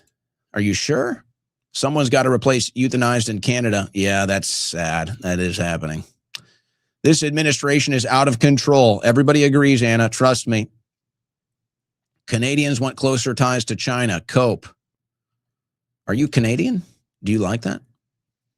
Kyle Davis, as a native Michigander, this guy is full of S about the Canada hate. Our Northern Bros sisters have a special connection with us. They don't hate us. I feel like there might be some misinterpretation here. Does Putin allow Chaz zones? I'm kind of down on Putin right now, actually. I don't like some of the stuff happening with Putin right now. But I think the answer to that is no. You'll be so tired of winning. Well, we always forget how tired of winning we are. You have no idea the nothing Trump will unleash. No, it's not true. He's unleashing plenty in the Middle East. Great shows this week, Owen. Can't wait for more. Thank you, Anna. Thank you. I made some goy bucks this week. You can have them. Oh, Ebu backs with my goy bucks. I can't wait. I'm going to take those goy bucks. I'm going to take 4 singles out of the bank, and I'm going to look at that Illuminati pyramid with the all-seeing eye, brother. By way of deception. Who's he talking about? My mind is blown. Thanks, Owen. Thank you. I try to blow your mind every day. All they want is fear. Don't give it to them. But Owen, Democrats bad. Oh, I know. Believe me. We hear about that plenty. Nothing changes, though. The boomers act like the GOP is counter to the Democrats, but they aren't radical enough to counter radical socialists. For the GOP to be effective, they have to be more radical, free market, and freedom-oriented. Yeah, well, they're cucks. I mean, that's what it is. It's cuck-servatives. You know, communists to the left of me, conservatives to the right. Here I am, stuck in the middle with you. On X, there's large groups that mass block accounts. They want silence. The mass blocking negatively affects visibility and reach. Palmetto Hawk, yep. And they hit me hard with it. I'm one of their #1 targets. So that's all right. I give it all up to God anyway. Growth is only in God's eyes and on God's plans, not whatever the people that think they're in charge here on earth are. I'm on God's plan. I'm on God's platform. No, sorry, I'm not accepting your hair, and do not bring back your mustache. Well, we'll take it into consideration, but Austrian painter haircut and mustache next. I don't think I'll do that one. Never know. Give us a close call honeypot story. I know they've had to throw a couple of darts your way by now. Well, I'll tell you what. Oh, yeah. I actually like the honeypots. I will tell you. I enjoy the honeypots. But I'll give you one. I used to, I've got eyewitnesses to this, but when I used to go down to D.C. a lot, there were a couple places we used to frequent, and there were a couple of bartenders that we used to be really close friends with, or I got, a good relationship with. And, if you're a bartender in the right areas of D.C., you hear some stuff, you know some stuff. So sometimes it's a good relationship to have for multiple reasons. And so I'm at a bar one night, and Chinese woman. There were multiple Chinese. I got the craziest stories about Chinese women. And so there's this Chinese woman, good looking, middle-aged woman. But it's like, how often does a woman from China just sit down to you next to the bar and, rubber tits up against you? So anyway, it's going down, and the bartender comes over and is like, hey, I saw her meeting with this guy earlier. It's like, you might just want to avoid that one. So yeah. Guys, I know I talked about this a couple of weeks ago. These people in the DC political world, that's why I made that analogy to the movie, the Kingsman Secret Service. It's like, they think they're smarter than you because I don't know, maybe they have more money, or they're in the elite clubs in DC, and they're involved in politics or a fancy job or title or something. So it's like they think they're smarter than you because they think everything is a status game. And it's like, you guys don't realize that people with street smarts, people with real world experience, you better be careful. You think you're tricking us. You think you're getting one over on us. You're not. You're not. And so, it's kind of funny. All the different attempts have failed because all of these people think they're smarter than you because they're in the political world. And it's like, no, sorry. The real world experience, the street smarts that I got from growing up in St. Louis outside of your little elite fiefdoms in DC actually gives me the advantage over you. But yeah, we could tell some stories. There'll be a time. Where are we at with our floating restaurant? About as good as no new wars. If we tried to run for president as Christian nationalists the same way Netanyahu governs as a Jewish nationalist, we'd be in jail. Maybe not for long. For your new studio hair fund. Well, Jen, the hair stays. We do need a new studio fund, but that's another story for another day. And maybe we'll have some announcements about that in the near future. All right, we're signing off. We're signing off for the week. I have a feeling there could be a bonus broadcast this weekend. I just have a feeling. So maybe keep your eyes peeled for that. Hey, have fun.